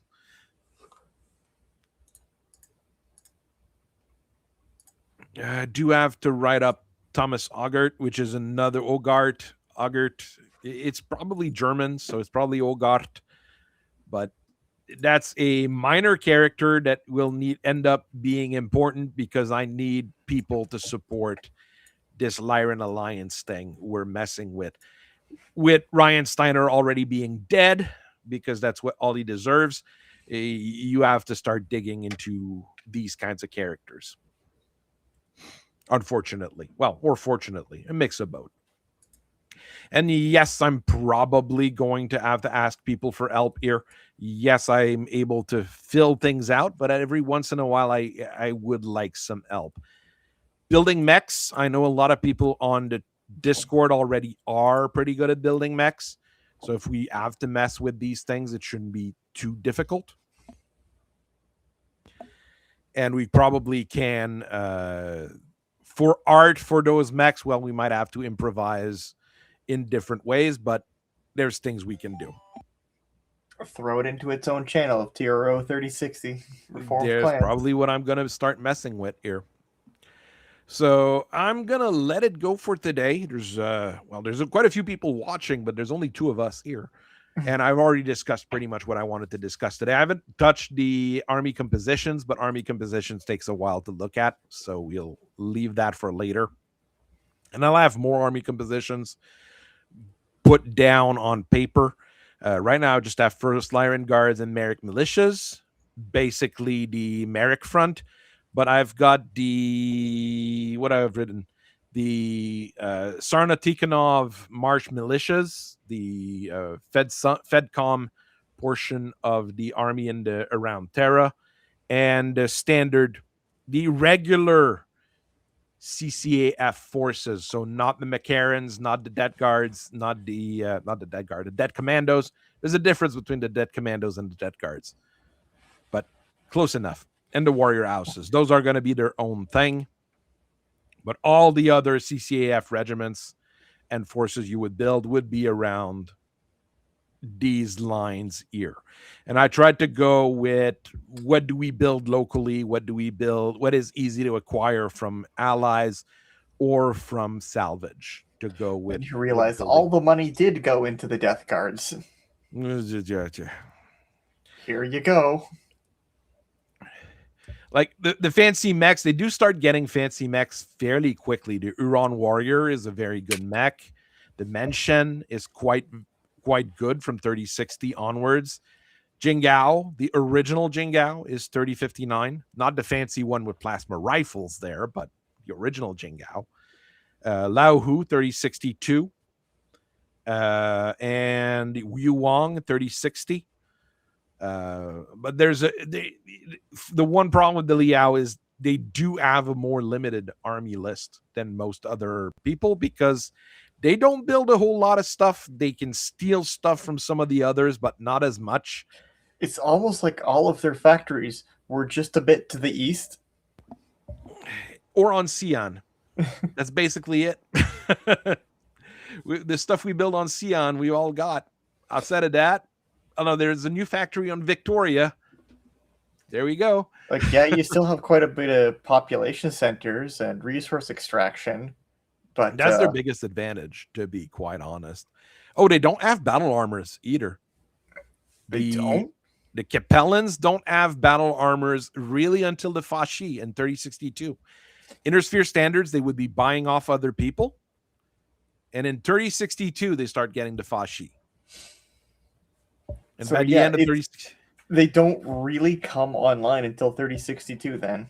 yeah, it's a weird thing looking at the Capellans in that era, especially they are trying to rebuild. That's what they're doing. They're trying to rebuild.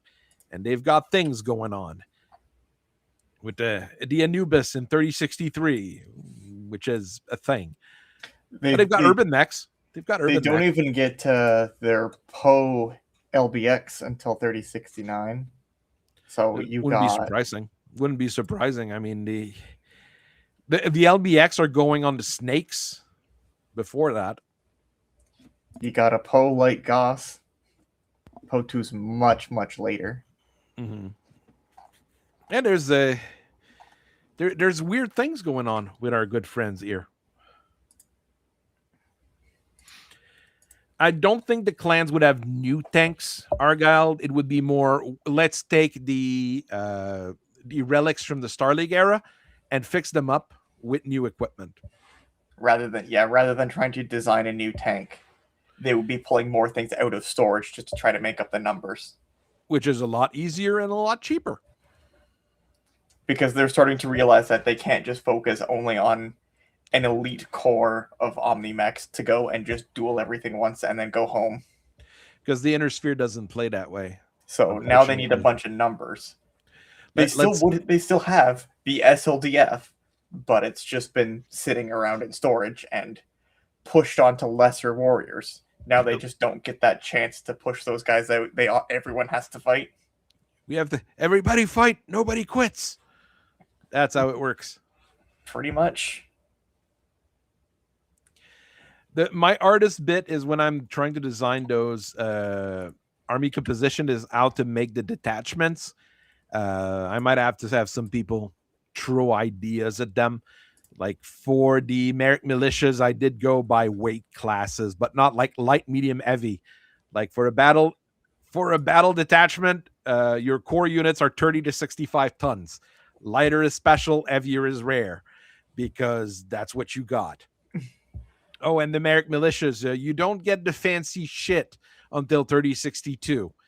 If you have a post 3050 design in your unit, they're always rarer until 3062, because you have the mechs that we have. There you go. There's probably going to be other people that I'm going to be messing with things like that for their army composition. I think the CCAF... No, for the CCAF is one of their detachment as that restriction. The reserves have that restriction. The other one don't. And this one here, I went with the rolls, which I never really mess with, but this one I actually went with the rolls. Like light cav, scouts and skirmisher is standard. This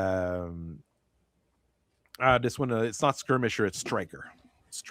Striker for special. Any other role is a rare choice. Dragoons are your more fire support units. Rangers are your brawlers and juggernauts. So you can design your force around something like that. So I'm playing around with things based off the army composition rules that were in other pops. One of other pops is magazine, and I might contribute more to those in the future with stuff from there. So. By role. We could also try by formation type. Yeah. So this type of detachment would have you always have your command formation, but then you might only have one battle formation and then 3 cavalry. Mm-hmm. That makes sense. Sis, most of those things are being uploaded to the website. But right now I don't have much of a landing page. I'm working on getting things straightened out. I'll also create. I think I'll create or modify channels in the Discord for it. So we'll see how that goes. We'll see how that goes. Exactly how I distribute things. It will be on the website as soon as I get not website access, but just time to spend and do things. Basically, time is because when I'm at work, I can write stuff, but I can't edit websites and I can't do things like that. I'm still at work.